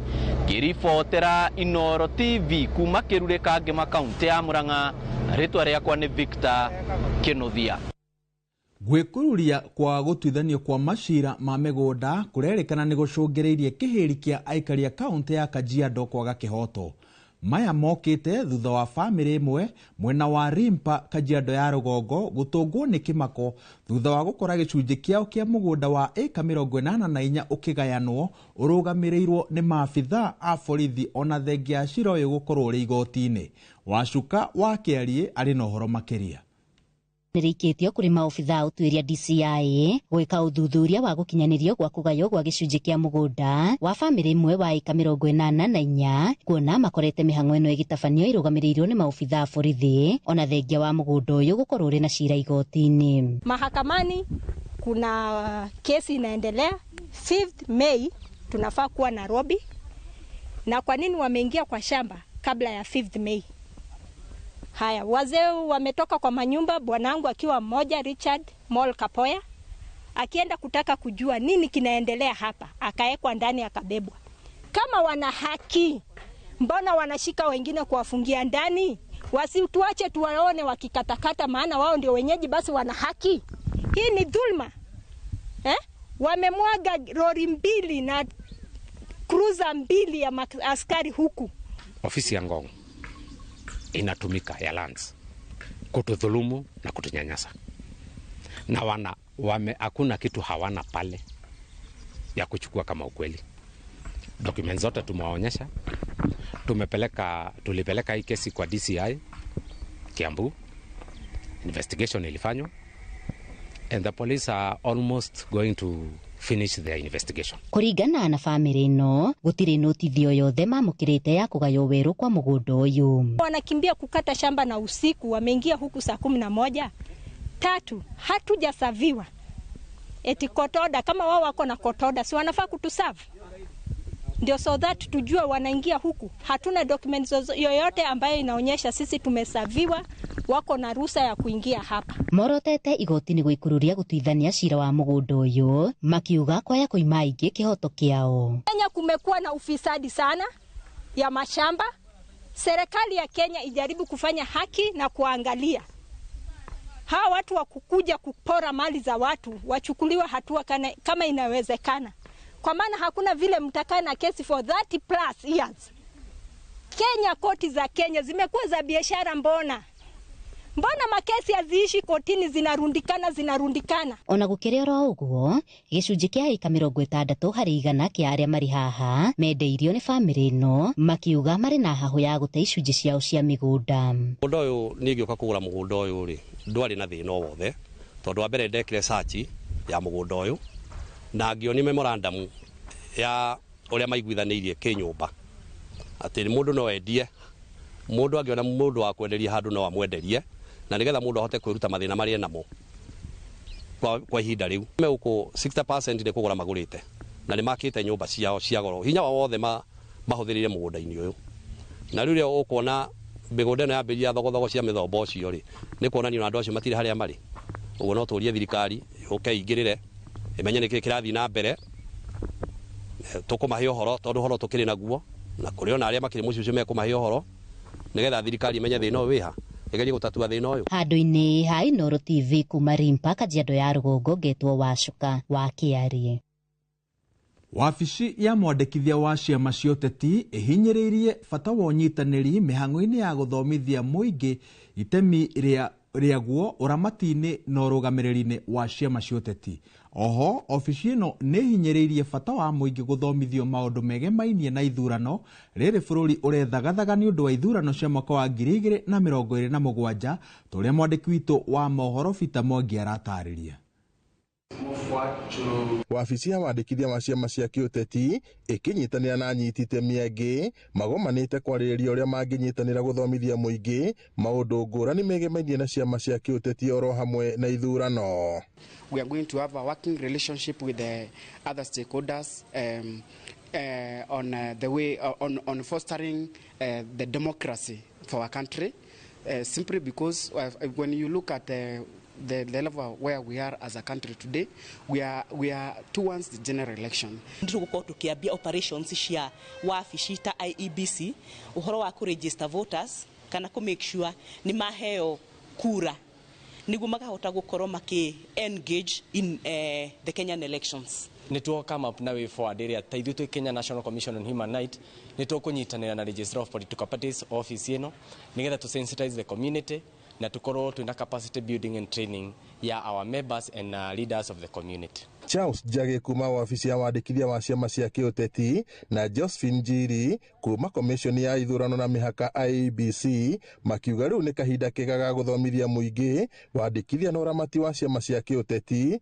o ũndũ ũmwe na itemi rĩa ũrĩa maũndũ matiganĩte marĩa makuruhanĩtie na ithurano. We build a very serious close working relationship whereby we can partner and get to mwananchi to train them, to sensitize them on their roles in the political processes and electoral processes, even sensitizing the special interest groups, especially the youth, the women, the people living with disabilities, minority and marginalized communities, and on issues and advocacy, on how they can be inclusivity, how they can be included in the political processes, leadership, governance. Niturageria ku make sure nitwathia kuri mwananchi wa chini aria makoragwo na guku mashinani kumera indo iria ifatie gukorwo mari nacio kana maundu maria mabati gukorwo mari namo na ku make sure that there is inclusivity in each and every activity tugukorwo turi nacio. Rore mena mawathe matikuruhanagio maundu-ini maingi marathie na mbere, especially maundu maria makoni ciama cia siasa na wabici ya registrar wa political parties. Marĩtie kĩgomano-inĩ kĩanyitĩte mwena wa Nyahururu kũrĩa komishoni ya ũrũĩri wa ihoto cia mũingĩ KNHCR ĩhinyĩrĩirie bata wa gũkuruhania andũ arĩa marĩ na mawathe hamwe na ndũrĩrĩ nini maũndũ-inĩ ta maya. Kĩgomano gĩkĩ gĩũkĩte rĩrĩ komishoni ya IEBC ĩrĩ mĩhang'o-inĩ ya gwetha makomishona erũ na rĩrĩ bũrũri ũreharĩria nĩ ũndũ wa ithurano cia mwaka wa 2027. Ngiriboteri Inooro TV kuma taũni ya Nyahururu gũkũ nĩ kaunti-inĩ ya Laikipia, njĩtagwo Peter Mwangi. Mweri wa gatatu gũkũ bũrũri-inĩ ũkoragwo ũkĩrongoreria gũthomithia mũingĩ ũhoro wĩgiĩ wathe wa cerebral palsy ũrĩa ũkũrĩkanaga na kwaga hinya wa marũngo makĩria magũrũ, moko na mũnyiginyigi. Igongona rĩa gũtambũra andũ arĩa marĩ cerebral palsy rĩtabanĩtio gũkũ Nairobi, anyiti itemi makĩhinyĩrĩria ũigananu na ũkuruhania wa andũ arĩa me wathe ũyũ maũndũ-inĩ matiganĩte ma gũkũria bũrũri na mĩtũrĩre yao. Nyambura wa Mũirũrĩ ena ũhoro makĩria. Igongona rĩa gũkũngũĩra andũ arĩa marĩ wathe wa cerebral palsy gũkũ bũrũri-inĩ rĩkuruhanĩtie ikundi ngũrani cia kũrũĩra ihoto cia ũmũndũ, andũ arĩa marĩ na wathe hamwe na arĩa mamaroraga, kũrĩa matuĩkanĩtie taũni ya Nairobi nginya kĩwanja kĩa Uhuru Park.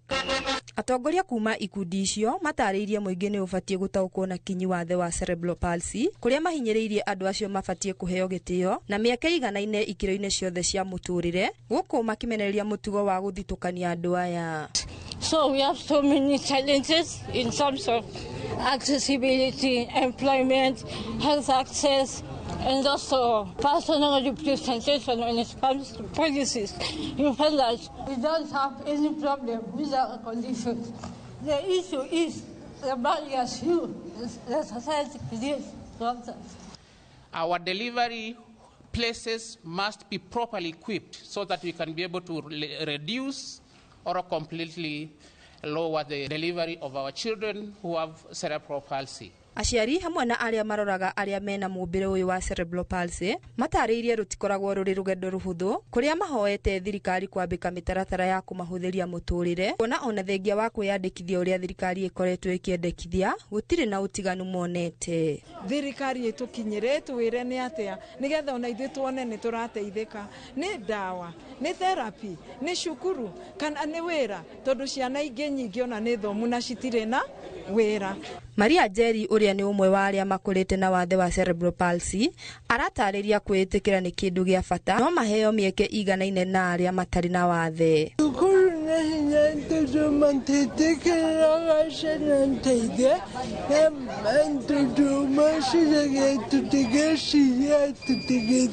Mũrũgamĩrĩri wa ũiganania kaunti-inĩ ya Nairobi nĩ orĩtie andũ arĩa marĩ na mawathe kwĩyaragia, kũrĩa ahinyĩrĩirie ona kaunti iria ingĩ gũtigĩrĩra andũ acio nĩ makuruhanio mĩbango-inĩ ya thirikari. It is up to you to interrogate what we have.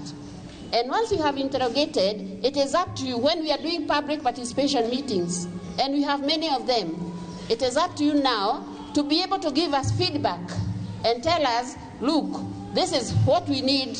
Here we are not doing well. Can we improve on this and this area? Wathe ti kwĩremwo mweri ũyũ wa gatatũ ũkĩhinyĩrĩria mũingĩ gũtaũkwo maingĩ megiĩ wathe wa cerebral palsy nĩ rĩtana kũrĩ mũingĩ hamwe na thirikari gũtigĩrĩra andũ othe a mawathe nĩ maheo mĩeke mĩigananu nĩguo gũtigĩrĩra mĩtũrĩre yao nĩ yagacĩra. Handũ-inĩ ha Inooro TV kuma gũkũ mũciĩ mũnene wa Nairobi, niĩ njĩtagwo Nyambura wa Mũirũrĩ. Igoti nene nĩrĩheanĩte itua rĩa kũgiria mũnene wa watho kwamũra amemba erũ a kũrũgamĩrĩra thibitarĩ wa Nairobi. Mawakiri a thibitarĩ wa Nairobi matongoretio nĩ Danstan Omari nĩ makũmithĩtie ikinya rĩa mũnene wa watho nĩ kwagarara ũruti wĩra wake. Omari augĩte atĩ ti kĩhoto thibitarĩ kũreherwo amemba angĩ a bodi kuona hena mũtaratara mũkinyanĩru ũrĩa ũrũmagĩrĩrwo gũcagũra bodi no ti kũhahithio. Ona kũrĩ ũguo Omari augĩte atĩ mĩhang'o ya ũrigitani no ĩrathiĩ na mbere o ũrĩa kwagĩrĩire na gũtirĩ motungata marũgamĩtio. where the executive should be involved in the politics of managing this hospital. This is purely a private entity that is run with the respect of the shareholders. So, Kenyans be aware that the hospital is running very well. There is no cause of alarm.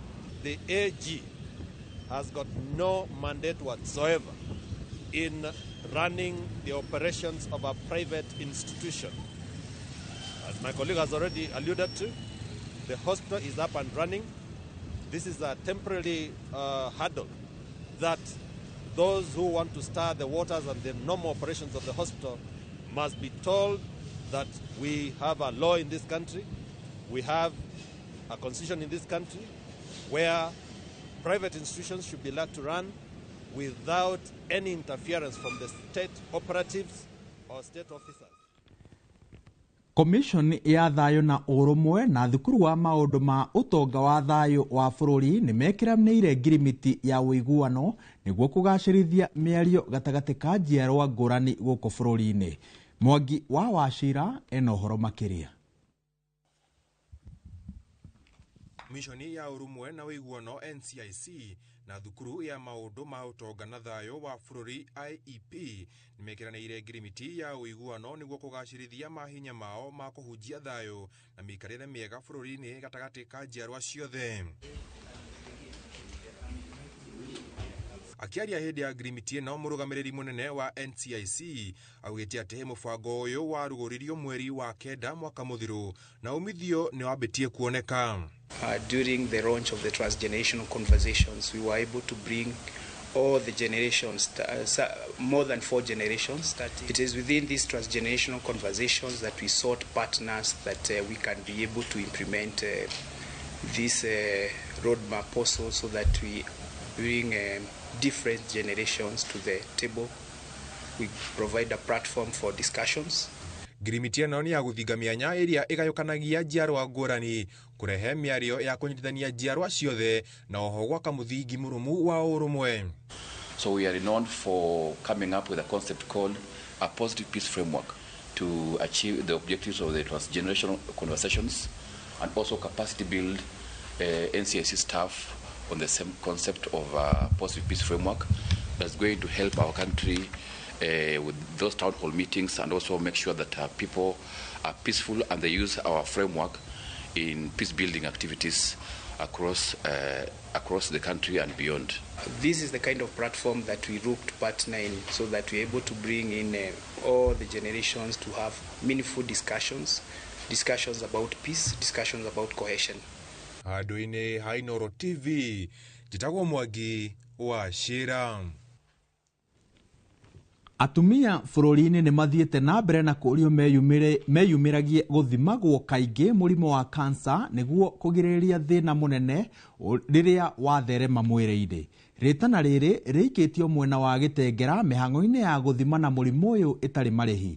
Kũringana na marĩgĩtarĩ arĩa makinyanĩirie mĩhang'o ĩno, andũ aingĩ nĩ arĩa mathiaga thibitarĩ no makamenyekana atĩ marĩ na cancer rĩrĩa ĩtheremete mwĩrĩ-inĩ, makĩria ũndũ ũrĩa ũritũhagia ona mĩhang'o ya ũrigitani. Kubwa hapo imekuwa ni breast and cervical cancer ambazo tumepima wengi sana na tumeweza kuwapea mawaidha, na kuna wale tumeweza kufanyia ile tunaita linkage ili tuweze kufanya zile additional test. The non-communicable diseases continue to be a big burden in the members of the society, and it's our duty to continue to provide this solution, which we are very passionate to do. Ni vizuri sana kuendelea kuangaliwa magonjwa hii. These are lifestyle diseases sometimes that zinajificha kwa mwili. You can never know when you have them. Ngwatanĩro ya arutani a secondary KUPPET yugĩte atĩ nĩ ĩratabania mogarũrũku gatiba-inĩ yayo nĩguo gũtigĩrĩra atĩ arutani a junior school arĩa mandĩkĩtwo nĩ thirikari nĩ mandĩkithio ngwatanĩro-inĩ ĩno. Arutani aya marerĩgĩrĩra atĩ nĩ makaheo iturwa cia ũtongoria ngwatanĩro-inĩ ĩno, o rĩrĩ macakaĩte makiuga atĩ amwe ao nĩ marathutũkanio marĩ wĩra-inĩ. Arutani 46,000 nĩo mandĩkĩtwo nĩ thirikari nĩguo kũhũra njeki mathomo ma CBC. There has been a lot of misconception out there that JSS teachers have been forced to join KUPPET. I want to be very clear that JSS teachers belong to KUPPET, because by appointment they are post-primary teachers, and the Constitution of Kenya recognizes 3 categories of schools. One is a pre-primary, another one is primary, and another one is secondary. So when they are called junior secondary, whether they are domiciled in primary or secondary, they are members of the post-primary institutions. We have also brought to the attention to the leadership of KUPPET the cases being reported in our schools, the junior schools, of our teachers being harassed. One in Nyamira, you covered it, was beaten by the head teacher. Another one in Turkana was beaten by the head teacher. We have a case also which we have received here in Nairobi of verbal abuse.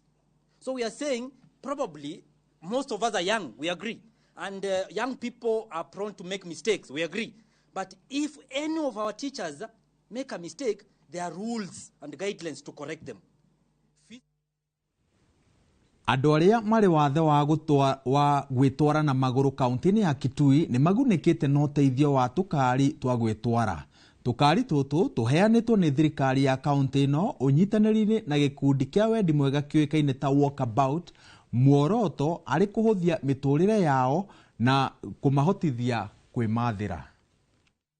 This program began with the need assessment where we went to the sub-counties, of course in collaboration with the Ministry of Health, and we did the need assessment of the people who are supposed to benefit from the wheelchairs.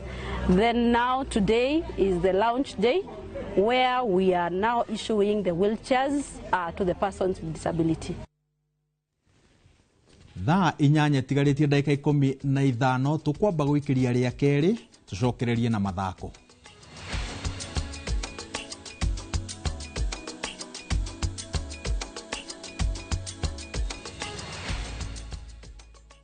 Kuwa rubani. Fly the skies ukinonesha wallet. Play the aviator on patapata.com and win big in seconds. Not for persons under the age of 18. Authorized and regulated by BCLB license number 447.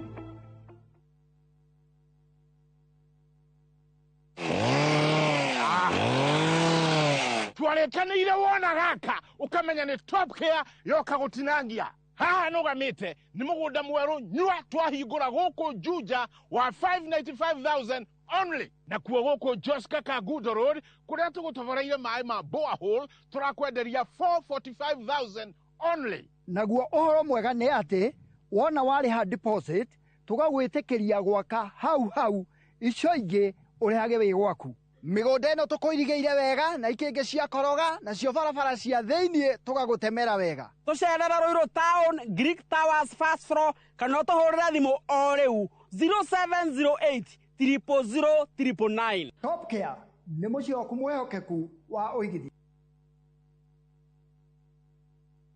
Ni urenda kugita nyumba yaku na mabati ma gutura na ma uthaka wa kiriu horera riu tondu kambuni igatu ya Ruiru Mabati Factory Limited iria yoikaine na wendia nguthi wa mabati ma gikiro kia iguru maria metiragia mbura nene na riua rihio twi haha ni undu waku endia itu ni mohigeire wira-ini wao koguo ni magutaraga na magakwenderia kuringana na muigana kana muhiano wa nyumba yaku ukahuthia wira na ukahonokia mbeca wicagurire kuma kwi mithemba ngurani ta Jenga Tile, Europe Tile, Box Profile na mangi maingi oho ni monekaga na marangi ngurani na tugakurehera nginya ogwa kumurango-ini gwa kahinda ka mathaa 24 tu tucerere Ruiru Town kana utuhurire thimu namba 0111 050 700. Ruiru Mabati Factory, mali safi kwa bei poa. Nĩũkoretwo ũgĩthĩnio nĩ mĩrimũ ya maitho na kũhuhia. Rĩu no wamũkĩre ũrigitani wa gũthĩnjwo njereri. Mathĩna ma maitho hamwe na mĩrimũ ya ENT ta kũremwo nĩ kũhuhia na kũng'orota. Ũrigitani ũgatabanĩrio thibitarĩ-inĩ ya Santa Mo Specialized Hospital Surgical Canal Town. Barabara-inĩ ya gũthiĩ Mũrang'a kũrigania na Golden Palm Hotel tarĩki 31 nginyagia tarĩki 4 mweri ũkĩte. Kwambĩrĩria thaa 2 nginya thaa 11. Kwĩyandĩkithia no ciringi 200 na nĩgũgakorwo na free cataract surgeries. Ũthĩnjani o wothe nĩũkarũgamĩrĩrwo nĩ kandi ya SHA, kang'ata kĩa kana insurance o yothe. Thimũ nĩ 0722 887596 kana 0728 317466. Inventing the future starts here. At Zetech University, we equip you with global skills to meet today's and tomorrow's job market demands. Explore market-driven programs from PhD, master's, bachelor's, diplomas, and certificate levels in computer science, software engineering, IT, media, engineering, education, arts, business, hospitality, and economics. Join our May 2025 intake and experience vibrant student life, ultra-modern facilities, and expert global faculty dedicated to your success. Zetech University, inventing the future.